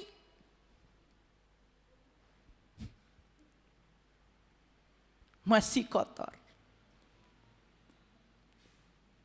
Nah, mereka ingin memadamkan cahaya Allah dengan mulut mereka. Tetapi Allah justru menyempurnakan cahayanya. Jadi cara Allah menyempurnakan cahaya kita itu justru dihadirkan yang sebaliknya. Saya mau nanya Bapak Ibu, ingin gak Bapak Ibu bercahaya? Siap gak kalau dihadirkan orang-orang yang berlawanan dengan yang Bapak Ibu mau? Siap? Karena merekalah yang akan menjadi marga lantaran kita semakin bercahaya. Saya masih ingat kata-kata Jalaluddin Rumi. Beliau mengatakan, jiwa-jiwa yang sempurna itu tidak mungkin tidak melewati kesedihan. Seperti bumi yang diguyuri hujan. Ketika hujan turun ke bumi, bunga berwarna-warni tumbuh. Semua yang ditanam tumbuh subur. Karena ada air hujan. Bapak Ibu, semua penderitaan, kesedihan yang kita lalui dalam kehidupan kita, sebetulnya itu adalah cara Dia sedang menyempurnakan jiwa kita. Sadar? Sadar? Oke. Setelah ini sadar ya, oh ternyata semua orang yang menyebalkan, semua orang yang dihadirkan semesta kepada saya, ternyata ini adalah cinta kasih semesta untuk membuat cahaya saya semakin besar. Biar saya jadi mercusuar di semesta ini. Begitu? Oke. Udah mulai semangat sekarang? Oke. Sudah bisa melihat semua yang disebut buruk itu adalah berkah? Oke, bagus, bagus. Itu tanda orang yang sudah memperoleh kemenangan. Makanya di ayat selanjutnya. Di Quran surat Al-An'am ayat 122. Dan apakah orang yang sudah mati kemudian dia kami hidupkan dan kami berikan kepadanya cahaya yang terang benderang.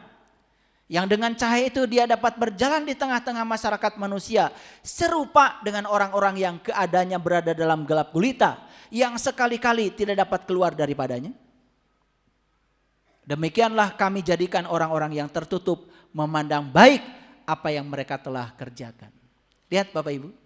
Orang yang masih tertutup pandangan batinnya. Dia suka tertipu oleh pemandangan luar. Kulit. Dia tidak tahu esensi di baliknya.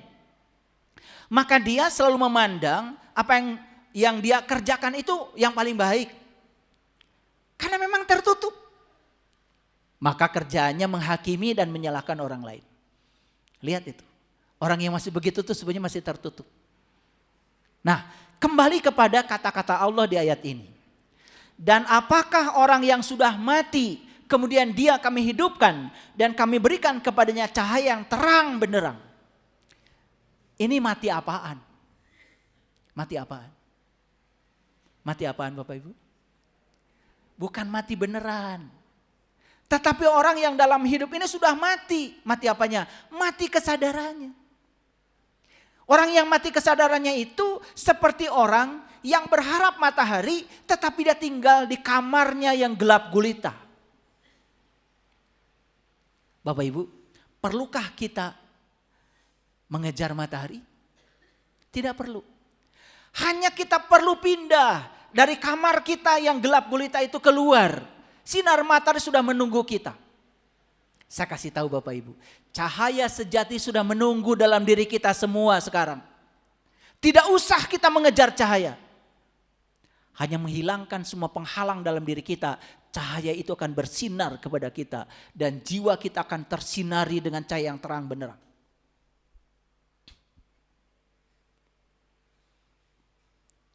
Apakah sama kata Allah? Ini ada orang yang sudah mati, kemudian dia dihidupkan oleh Allah. Dan kami berikan kepadanya cahaya yang terang benderang. Jadi ciri orang yang hidup menurut Allah, dia sudah memperoleh cahaya yang terang benderang. Jadi ciri orang hidup, dia tinggal di tempat yang bercahaya. Jadi kalau orang yang masih mati dan tertutup, tinggalnya di mana?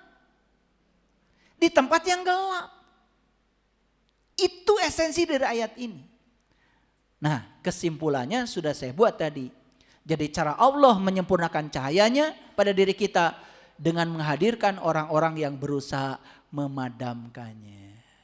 Jadi ada orang yang memaki-maki kita. Sekarang kita lihat sebagai siapa itu? Dia sedang dihadirkan untuk menyempurnakan cahaya kita. Ada orang yang menyakiti kita. Siapa itu? Dia sedang dihadirkan oleh Allah untuk menyempurnakan cahaya kita. Ada orang yang tidak sabar datang kepada kita. Dia sedang dihadirkan oleh Allah untuk menyempurnakan cahaya kita. Ternyata kalau ingin sempurna cahaya kita, kita harus berani untuk menerima semua yang dihadirkan semesta pada kita, sekalipun itu berlawanan dengan kita. Siap apa tidak? Siap? Nah, ini kalau mau ngaji beneran ya harus begini, dikasih tantangan. Ya.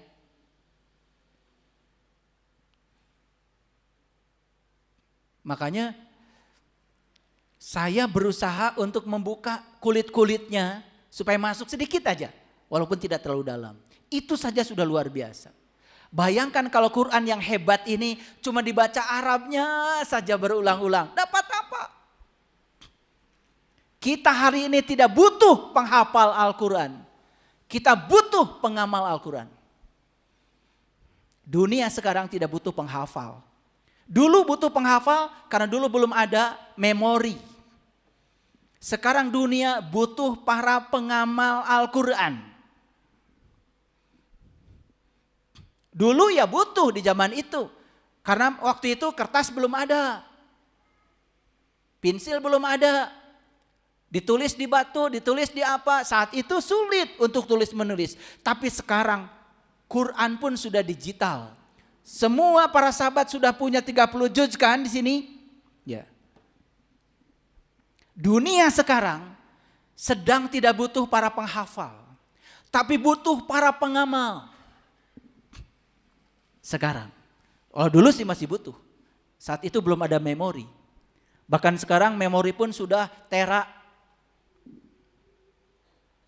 Tahu tera? Ini harus diajarin juga kayaknya kalian tuh ya. Kalau 10 pangkat 3, 1000 namanya kilo. Kalau 10 pangkat 6 namanya mega.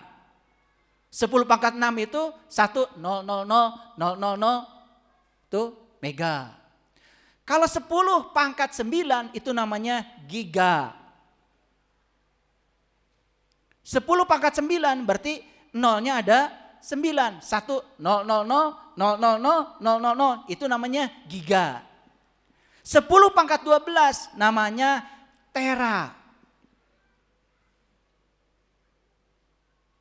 Nanti akan ada lagi 10 pangkat 15, 10 pangkat 18 akan ada lagi. Nah, kalau 10 pangkat min 3 itu namanya mili. 10 pangkat min 6 namanya mikro. 10 pangkat min 9 namanya nano. 10 pangkat min 12 namanya piko. 10 pangkat min 15 namanya femto. 10 pangkat min 18 namanya ato. Clear ya? Kalian itu belajar apa saya juga nggak ngerti ya. Belajar agama enggak, belajar ilmu enggak. Kalau sok-sokan aja merasa paling suci. Begitu saya ngomong begini, pendeta.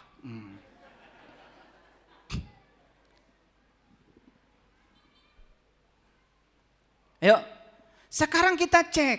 Kita ini sudah tinggal di tempat gelap atau sudah di tempat terang? Yuk, perhatikan. 1, bekerja digerakkan oleh rasa takut. Takut miskin, takut kekurangan, takut tidak dihargai orang, dan semua takut-takut yang lain.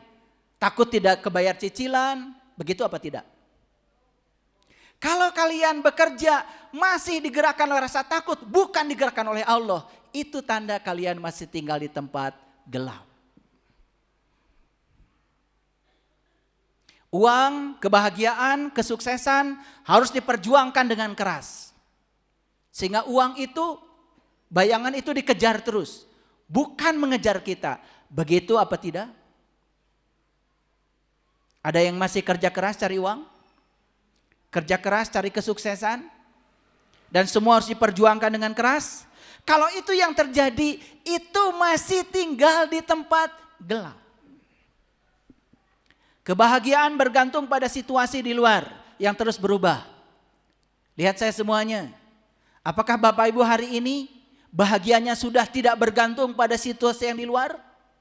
Apapun yang di luar, saya tetap bahagia? Sudah begitu? Belum? Masih gelap.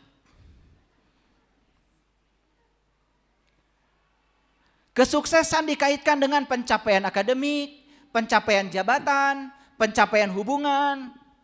Kalau itu yang menjadi standar, itu versi kita, itu tanda kita masih dalam kegelapan. Maaf Bapak Ibu, banyak orang menganggap kesuksesan itu pencapaian akademik, gelar-gelarnya sudah nempel banyak. Bahkan gelar itu dipakai di mana-mana. Saya kasih tahu ya, yang masih suka pakai gelar pada nama-namanya, itu orang yang gak percaya diri. Ya, jadi kalau gelarnya banyak ya, itu orang gak percaya pada dirinya sendiri.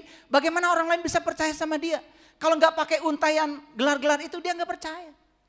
Hidup tuh gak usah pakai gelar Bapak Ibu, pakai kompetensi.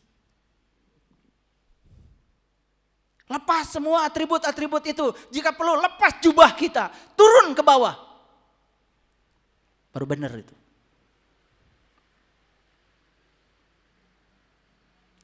Pencapaian jabatan. Jadi RT, jadi RW, jadi camat, jadi gubernur, jadi bupati, jadi presiden. Itu ukuran kesuksesan yang kita sebut. Kalau itu yang kita sebut, kita masih dalam kegelapan.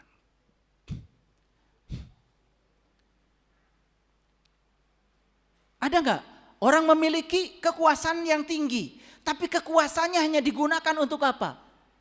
Hanya untuk dirinya sendiri, hanya untuk kelompoknya, hanya untuk orang-orang yang mendukungnya. Dan dia lupa pada orang lain. Ada yang kayak gitu? Kalau kita mencapai sesuatu yang disebut tinggi oleh kita, hanya berbasis pada diri kita dan golongan kita, itu adalah kegelapan.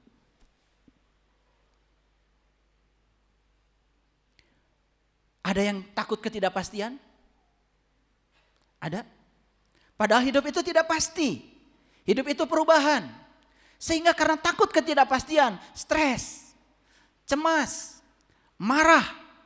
Apalagi ketika kehidupan tidak sesuai dengan yang diharapkan. Menolak semua kenyataan yang terjadi. Masih begitu? Masih begitu tidak? Udah enggak? Bagus, bagus. Tapi kalau masih begitu, itu tanda kita masih tinggal di tempat yang gelap. Terjebak dalam penderitaan. Seolah-olah tidak ada jalan keluar. Sudut pandang sangat sempit. Lihat saya semuanya. Begitu ada kesulitan, terjebak dalam kesulitan. Seolah-olah tidak ada jalan keluar. Seolah-olah itu ada akhir dari kehidupan. Tidak percaya pada Allah yang ada di dalam dirinya. Seolah-olah itu adalah akhir dari segalanya. Kalau itu yang terjadi, berarti kita masih tinggal dalam kegelapan. Ada nggak yang mengisi kekosongan waktu hanya hiburan, belanja, senda gurau, menghakimi orang, membicarakan keburukan orang? Ada nggak? Ada apa tidak? Dia masih tinggal dalam kegelapan. Terikat pada materi, kepemilikan, status sosial yang membuat dia menjadi sombong, serakah, tidak pernah memikirkan orang lain. Itu tanda dia masih dalam kegelapan. Jadi janji saya sekarang sudah terbukti? Oke, Bapak Ibu bisa tahu sekarang tinggal di mana? Ya, oke. Ya, tinggal. Wah, kan yang terangnya belum dijelaskan. Oke, nggak apa-apa. Ya, merasa sebagai makhluk yang terpisah dari semesta, sehingga hidup dikendalikan oleh ego. Setiap orang yang merasa dirinya terpisah dari orang lain, terpisah dari makhluk lain. Lihat orang seperti itu. Dia hanya mementingkan dirinya sendiri. Padahal tidak ada yang dia butuhkan hasil sendiri. Bapak Ibu sekarang lihat aja baju yang kita pakai ini. Siapa yang nanam kapasnya kita tidak tahu. Siapa yang menenun kapas menjadi benang kita tidak tahu. Siapa yang membuat benang menjadi kain kita tidak tahu. Siapa yang menciptakan mesin untuk mengubah benang menjadi kain kita tidak tahu. Siapa yang jahit pakaian kita tidak tahu. Adakah Bapak Ibu bisa hidup sendiri tanpa orang lain? Tidak. Kita semua terhubung. Kita semua penting. Makanya orang yang merasa dirinya seolah-olah lebih penting dari orang lain. Bahkan di jalan pun orang harus menyingkir. Itu tanda masih tinggal dalam kegelapan. Saya tempo hari mau ceramah di Blitar. Sudah disiapkan mobil oeng-oeng itu. Yang berisik di jalan itu. Saya suruh pulang. Pulang. Gimana ayah? Kan ayah harus tepat waktu. Gak apa-apa. Malah nanti saya tidak bisa menikmati perjalanan. Orang harus menyingkir karena kita. Buat apa? Kita merasa diri kita lebih penting dari orang lain. Semua yang hidup di semesta ini setara dan sama pentingnya. Saya suruh pulang. Udah, saya mau pipis dulu. Mau pecel, makan pecel dulu. Pakai oeng-oeng, gak bisa. Jadi susah saya.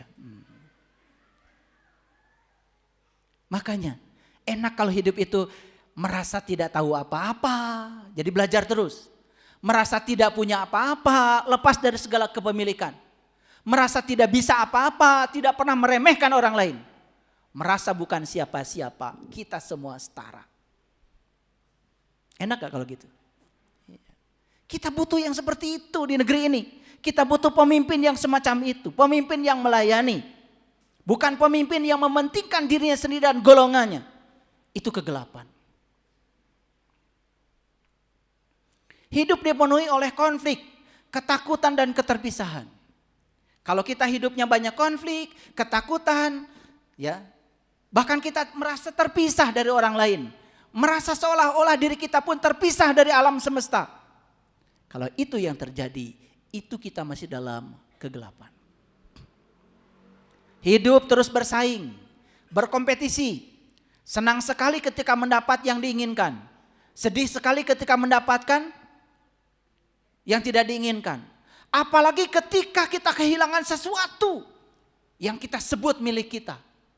Kalau kita masih seperti itu, kita masih dalam kegelapan.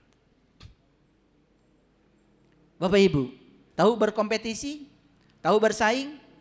Bersaing itu kita selalu ingin lebih baik dari orang lain. Stop, tidak usah. Kita menjadi versi terbaik aja dari diri kita sendiri. Itu yang paling bagus hidup. Buat apa bersaing dengan tetangga? Buat apa membanding-bandingkan diri kita dengan orang lain? Gak ada artinya. Itu tanda kita masih hidup dalam kegelapan. Menolak gagasan tentang energi. Menolak gagasan tentang frekuensi. Menolak gagasan tentang vibrasi. Menolak gagasan bahwa realitas yang terjadi itu semua dibentuk oleh pikiran, perasaan, dan keyakinan kita. Kalau itu kita masih menolak, kita masih tinggal dalam kegelapan. Ilmu pengetahuan semua sudah sepakat menuju ke sana. Realitas itu adalah bukan pemberian semesta. Realitas itu hasil karya kita sendiri. Lihat saya semua, kata-kata saya. Kalau hari ini kita menyangka sakit pemberian dari Allah, miskin dari Allah, penderitaan dari Allah, tanda kita masih tinggal dalam tempat yang gelap. Kita tidak bertanggung jawab pada diri kita sendiri. Semua sakit karena kesalahan kita. Penderitaan karena kesalahan kita. Semua yang negatif bukan dari Allah. Tapi semua yang positif berasal dari kekuatan cinta. Itu semuanya dari Dia.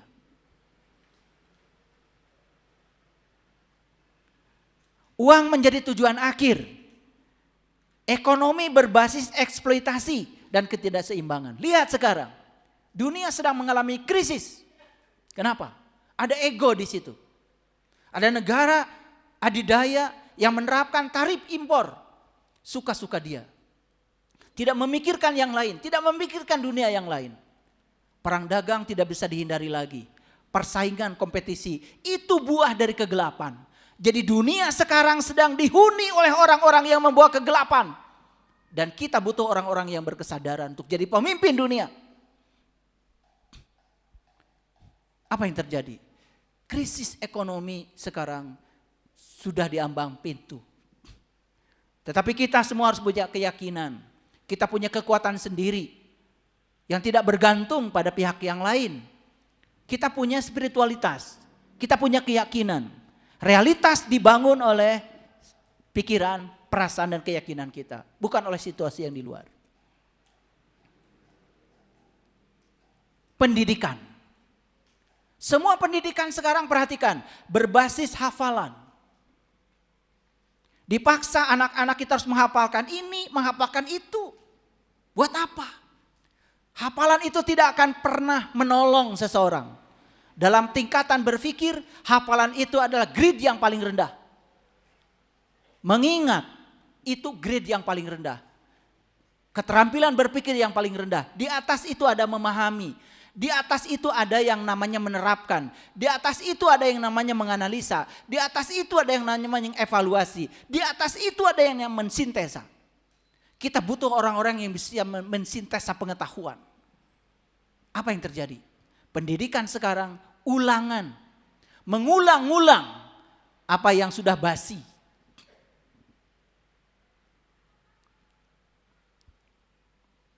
Saya melihat, saya ini ahli pendidikan, saya asesor di bidang pendidikan. Ada tren yang menurun, daya kritis mahasiswa sekarang. Dulu zamannya saya, kalau dikasih pertanyaan kita mikir. Sekarang kalau mahasiswa dikasih pertanyaan, tanya Google, gak pakai mikir. Dan apa yang dikatakan Google dianggap sebagai kebenaran. Bayangkan, tumpul semuanya. Itu namanya brain rot, ketumpulan otak anak-anak sekarang. Saya tidak bisa ngasih pertanyaan-pertanyaan seperti dulu pada mahasiswa saya. Kalau ujian sekarang dikasih pertanyaan yang sulit, mahasiswa nggak bisa menjawab. Sekarang susah-susah tanya AI, susah-susah tanya Google. Tidak ada keterampilan berpikir untuk mengolah. Daya kritis hilang, daya kreatif hilang, daya kolaborasi hilang, daya komunikasi pun hilang. Di dunia pendidikan. Dunia pendidikan pun sekarang sudah gelap gulita. Mengukur keberhasilan dari hasil pendidikan bukan kesadaran, bukan kebijaksanaan. Prestasi akademik, IPK, cum laude tidak cum laude. Mengerikan. Angka-angka itu yang dipakai untuk mengukur keberhasilan. Makanya pendidikan tinggi, keterampilan mencurinya lebih tinggi lagi. Dan korupsi justru dilakukan oleh mereka yang pendidikannya tinggi, tapi tidak berkesadaran. Kita butuh pendidikan yang hidup di dunia terang. Pendidikan yang bisa membuka kesadaran dan kebijaksanaan. Ukuran bukan prestasi akademik. Sekarang pendidikan, universitas hanya menyiapkan manusia untuk bekerja. Dengan gelar akademik. Bahkan anak dipaksa untuk mengikuti standar yang kaku yang namanya kurikulum. Anak tidak dibangun untuk menjadi dirinya sendiri seperti yang Tuhan mau. Tapi anak dibentuk sesuai maunya kurikulum yang buatan manusia seperti yang manusia mau. Makanya tidak pernah ada kurikulum yang berhasil. Ganti pejabat, ganti kurikulum, itu aja supaya kelihatan ganti, ada yang baru. Hasilnya sama saja.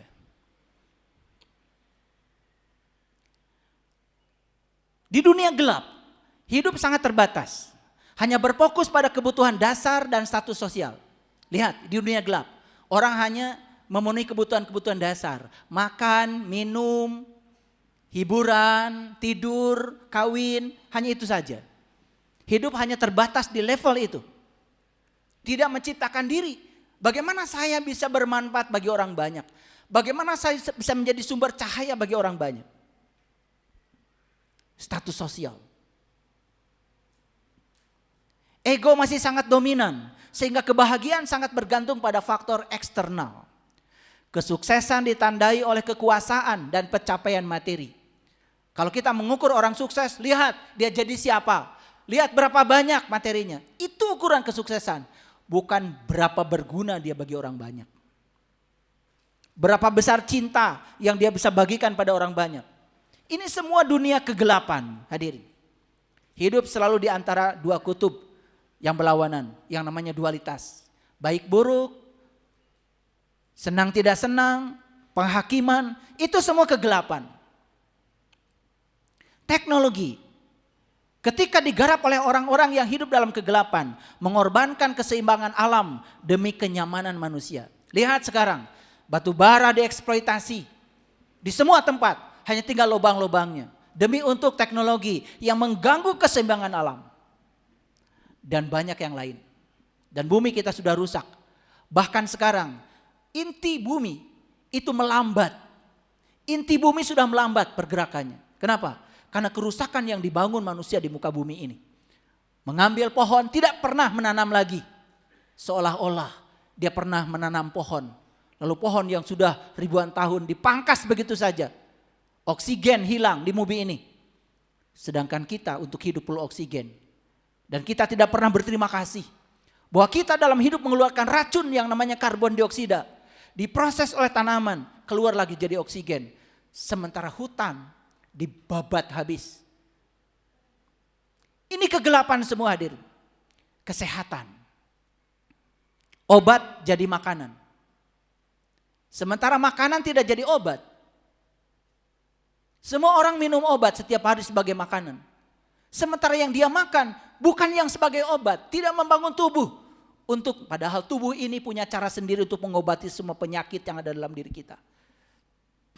Cara makan kita aja sudah tidak sesuai dengan yang dimau oleh alam. Teknik pengobatan, menghilangkan rasa sakit, bersifat parsial. Tidak melihat akar masalahnya apa, tidak bersifat holistik. Ini tanda kegelapan. Politik, mendapatkan kekuasaan untuk kepentingan diri sendiri dan golongannya. Lihat, pada saat dia mau meraih kekuasaan dia berjanji, apapun dia janjikan demi untuk dipilih. Setelah terpilih, dia mengingkari semua janjinya. Ini pemimpin-pemimpin yang tinggal dalam kegelapan. Korupsi, kolusi, nepotisme merajalela setiap aspek kehidupan. Bahkan saking banyaknya bekerja sama, berjamaah melakukan itu. Ini dianggap biasa. Betul? Tempat pendidikan kadang-kadang digunakan untuk mewariskan kebencian. Dididik anak-anak itu supaya membenci orang lain yang berbeda. Coba, ini tempat pendidikan apa ini? Ini tempat pendidikan yang di dalamnya orang-orang yang gelap. Mewariskan kebencian, kekerasan, penjajahan, kedangkalan. Penuh dengan persaingan, egoisme, keserakahan dan konflik. Nah, itu tanda kita masih ada di dunia gelap. Bapak Ibu berani gak menyatakan diri sudah keluar dari situ? Berani? Oke, setuju. Sekarang kita lihat OTW, pergeseran.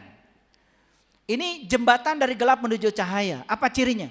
Menyadari bahwa segala hal yang terjadi adalah hasil kreasi pikiran dan perasaan sendiri. Sudah menyadari? Kalau hari ini Bapak Ibu menyadari semua realitas hidup saya diciptakan oleh pikiran dan perasaan saya, itu berarti sudah OTW itu. Sudah mulai transisi. Ya, mulai belajar bertanggung jawab. Mungkin masih ada ego, tapi sudah mulai menyadari, oh jangan-jangan kehidupan saya masih dikendalikan oleh ego saya. Itu sudah terjadi? Yes, OTW. Bagus, sudah pindah itu. Menyadari bahwa kebahagiaan sejati tidak bisa dicapai melalui pencapaian materi, status sosial dan lain-lain. Kebahagiaan sejati ada di dalam diri setiap individu. Sadar? Kalau itu sudah sadar, keren. OTW. Mulai mempertanyakan segala realitas yang ada. Bapak Ibu mulai mempertanyakan semua realitas yang ada? Mengapa ini terjadi? Pesan apa di balik semua ini? Mempertanyakan. Yes, itu sudah OTW. Hidup bukan hanya bekerja dan mempertahankan materi. Kan banyak orang yang hidupnya kerja, sudah sekolah tinggi-tinggi, kerja, dapat gaji, terus mempertahankan diri supaya di zona nyaman, gak peduli orang lain makan atau tidak, gak peduli orang lain hidupnya susah atau tidak, banyak yang kayak gitu. Yes. Tapi kalau kita hidup sekarang, hidup bukan hanya untuk itu, sudah mulai ingin berbagi, sudah mulai ingin membagikan berkah yang kita dapat, itu sudah mulai transisi itu. Transisi, ya. Menyadari bahwa pikiran dan perasaan memiliki kekuatan untuk mengubah nasib. Sadar nggak Bapak Ibu? Pikiran dan perasaan punya kekuatan mengubah nasib. Sadar? Gunakan kekuatan itu. Walaupun belum digunakan, tapi sadar dengan itu, ini sudah transisi.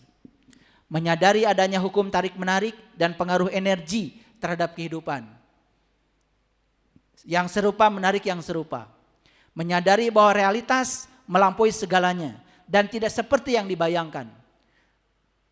Intuisi mulai hidup dan terdengar. Bapak Ibu sudah mulai bisa mendengar intuisi, bimbingan hati nurani? Yes. Walaupun belum dituruti, tapi kalau itu sudah mulai hidup, itu sudah transisi. Mulai tertarik dengan metafisika dan pencarian kebenaran. Saya yakin Bapak Ibu yang hadir di tempat ini karena sudah mulai tertarik dengan pencarian hal-hal yang metafisik di balik yang fisik. Saya juga percaya yang mendengarkan TikTok di rumah sekarang pun karena mereka tertarik. Menyempatkan waktu untuk membuka diri, mendengarkan pengetahuan baru. Mulai tertarik untuk mengungkap rahasia semesta. Mulai tertarik? Yes. Menyadari bahwa melakukan perlawanan terhadap realitas adalah pemborosan energi. Kalau Bapak Ibu hari ini sadar, kalau saya melawan yang tidak saya inginkan, maka yang tidak diinginkan akan datang berulang-ulang. Berarti melawan yang tidak diinginkan adalah pemborosan energi. Bagus, itu sudah transisi. mulai bisa melihat sinkronitas.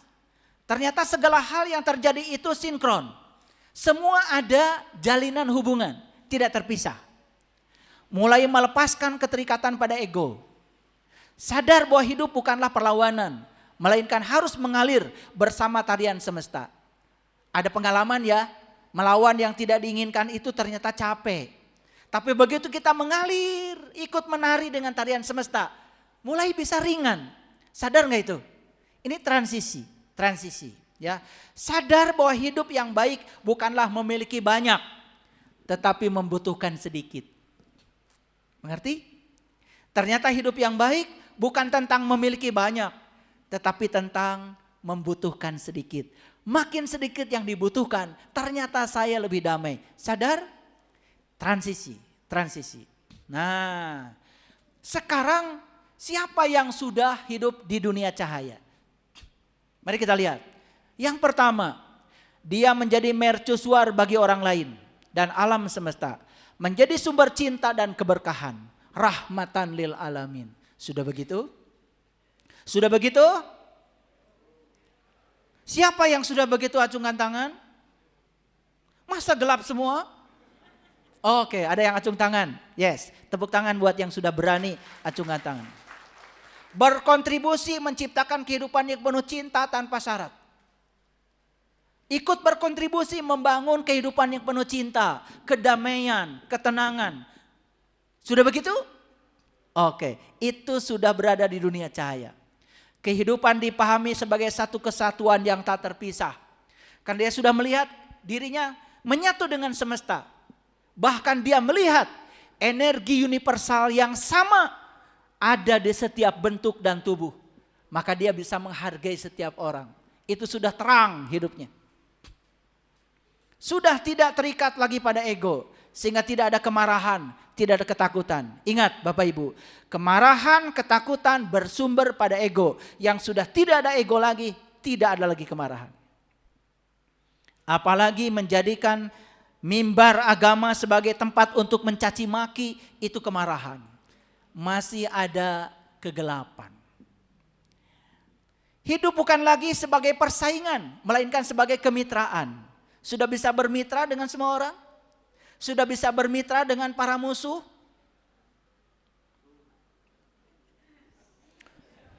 Katanya sudah tahu cara Allah menyempurnakan cahayanya, menghadirkan orang-orang yang memadamkannya. Kan sudah tahu tadi. Kalian tuh suka lupa ya, masih di sini udah lupa. Emosi sudah stabil dan ringan, tidak bergantung lagi pada faktor eksternal. Sudah begitu? Oke. Kok banyak yang belumnya ya? Tidak ada kebutuhan mengendalikan realitas, hanya mengalir bersama tarian semesta. Tidak lagi punya kebutuhan mengendalikan pihak lain. Apalagi tahu kalau pihak lain di luar kendali saya. Saya hanya mengendalikan pikiran saya, perasaan saya dan reaksi saya terhadap segala situasi. Itu milik saya. Kalau itu yang terjadi, kalian sudah terang. Damai yang mendalam, sekalipun dalam situasi yang sulit. Begitu? Makin sulit situasinya, makin damai. Begitu? Yes, kalian sudah terang. Merasakan emosi tetapi tidak terjebak. Wajar kalau emosi, tapi tidak melekat pada emosi. Tidak tinggal di situ. Segera keluar dan menyadari dengan pemahaman. Ini tidak baik bagi saya.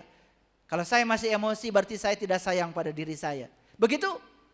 Terang. Jelas ya? Jadi sekarang tahu ya. Yang gelap begini, yang transisi begini, yang terang begini. Hidup dipenuhi cinta tanpa syarat dalam segala aspek kehidupan. Kalian menyayangi orang lain karena cinta atau karena orang lain baik sama kalian? Karena cinta tanpa syarat, sekalipun dia membencimu. Itu tanda sudah terang benderang. Kenapa? Ego sudah lenyap, sudah larut. Tidak merasa sebagai bagian yang terpisah dari semesta, melainkan sebagai semesta itu sendiri. Bahkan saya bukanlah diri saya. Saya bukan bagian dari semesta. Saya adalah semesta itu sendiri. Keberadaan saya di sini mempengaruhi semesta. Oleh karena itu, keberadaan saya di sini harus menyumbang ke kesadaran kolektif yang bagus buat semesta. Tidak ada lagi penolakan dan perlawanan terhadap kehidupan, karena semuanya adalah pesan semesta. Memahami segalanya sudah sempurna. Tidak ada ilusi ketakutan, tidak ada kesedihan. Hati sepenuhnya sudah terbuka terhadap kehadiran cinta dan cahaya. Begitu? Tambah langkah yang menjawab. Sudah bebas dari segala bentuk penghakiman. Menerima semua perbedaan apa adanya. Awas ya. Sekarang ini sedang banyak sekali ya isu-isu tentang seseorang, tentang itu, tentang ini. Awas. Kalian jadi sumber obrolan itu, menghakimi orang lain. Awas. Ya, stop penghakiman. Kalian kan damai. Ya. Sudah bebas dari segala bentuk penghakiman, menerima semua perbedaan apa adanya. Yes? Yes, sudah terang. Melakukan sesuatu bukan lagi karena kewajiban, melainkan karena cinta tanpa syarat. Yes? Sholatnya bukan kewajiban lagi, tetapi karena kecintaan kepada Allah. Melakukan sesuatu bukan karena transaksi kebaikan, tapi karena ingin menyampaikan cinta dari Allah. Itu yang harusnya dilakukan manusia-manusia percaya. Memiliki koneksi yang mendalam dengan alam semesta. Kalian merasa terenyuh ketika ada pohon kering? Terenyuh ketika ada pohon kering? Menyiramnya langsung? Merasa terkoneksi dengan semua orang? Ketika melihat orang lain susah, merasa terkoneksi dengan kesusahannya? Ketika melihat orang lain bahagia, terkoneksi dengan kebahagiaannya? Yes, itu tanda kalian sudah berada di tempat yang bercahaya. Menyadari bahwa bumi, langit dan seisinya adalah ekspresi dari kesadaran universal yang sama. Oh, ternyata semua yang di semesta ini unsur-unsurnya sama dengan yang di tubuh saya. Yang ada di bumi, di udara, semua yang ada di tubuh saya. Ternyata saya dengan pohon, saya dengan batu, saya dengan bintang, saya dengan bulan, saya dengan planet, semuanya sama. Begitu? Yes, kalau begitu sudah terang. Tidak berfokus untuk mendapatkan sesuatu dengan merusak kehidupan.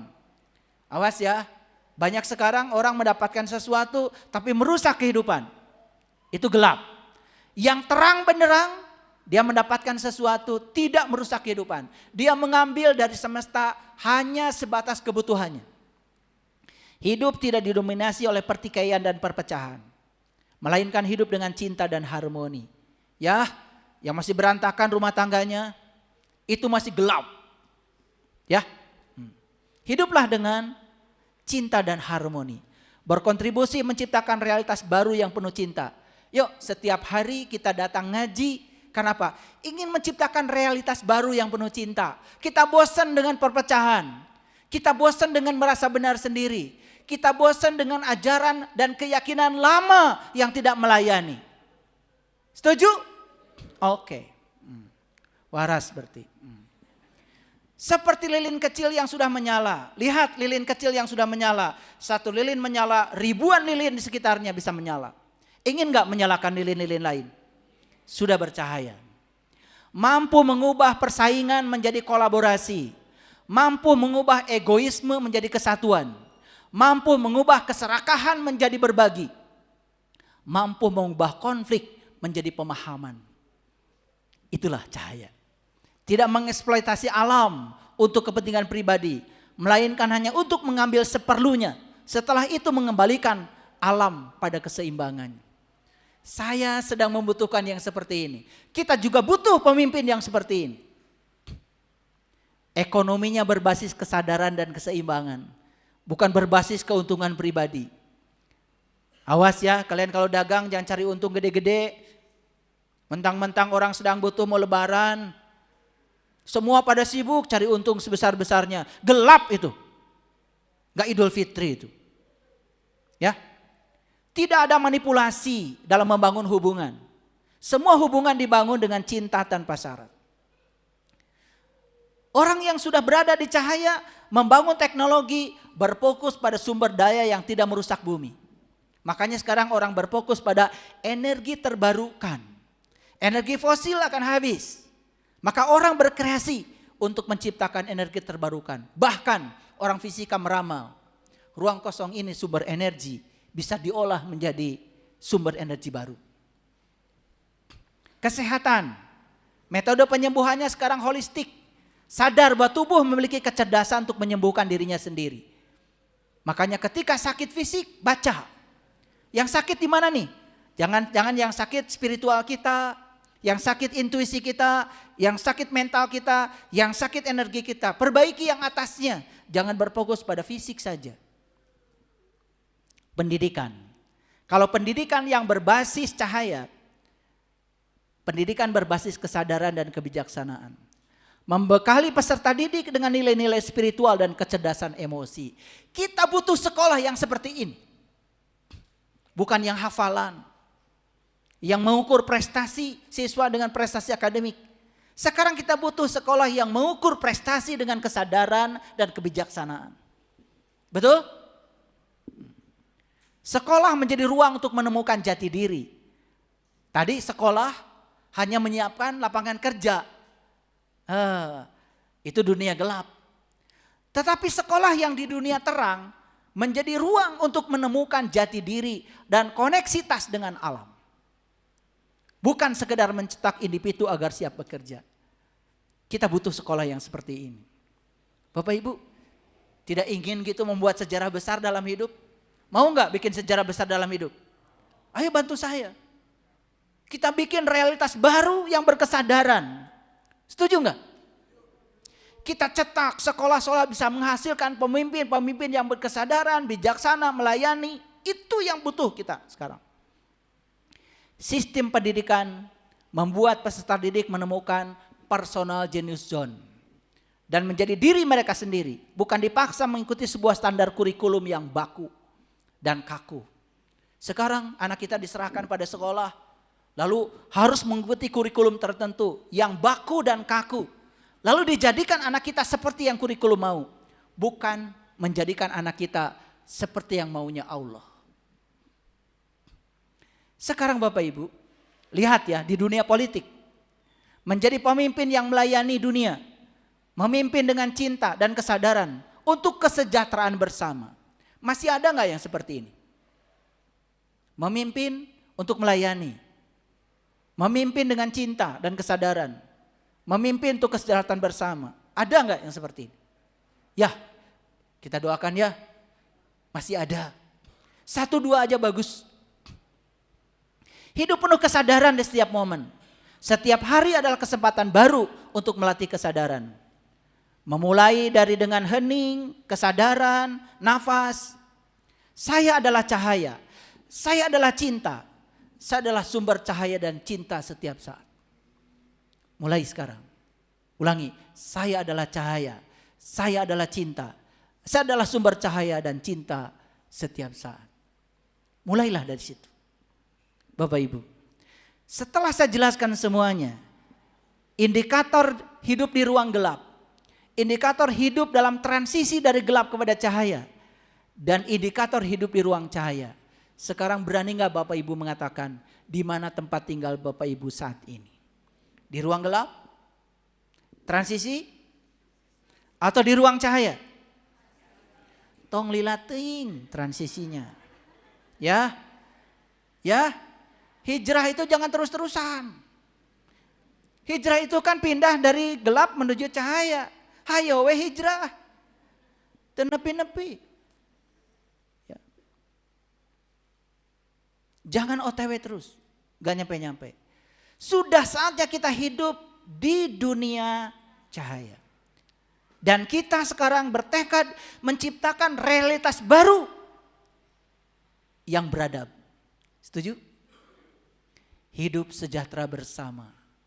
Saya sangat iri melihat negara-negara yang tidak banyak bicara agama, tapi jadi negara paling bahagia di dunia.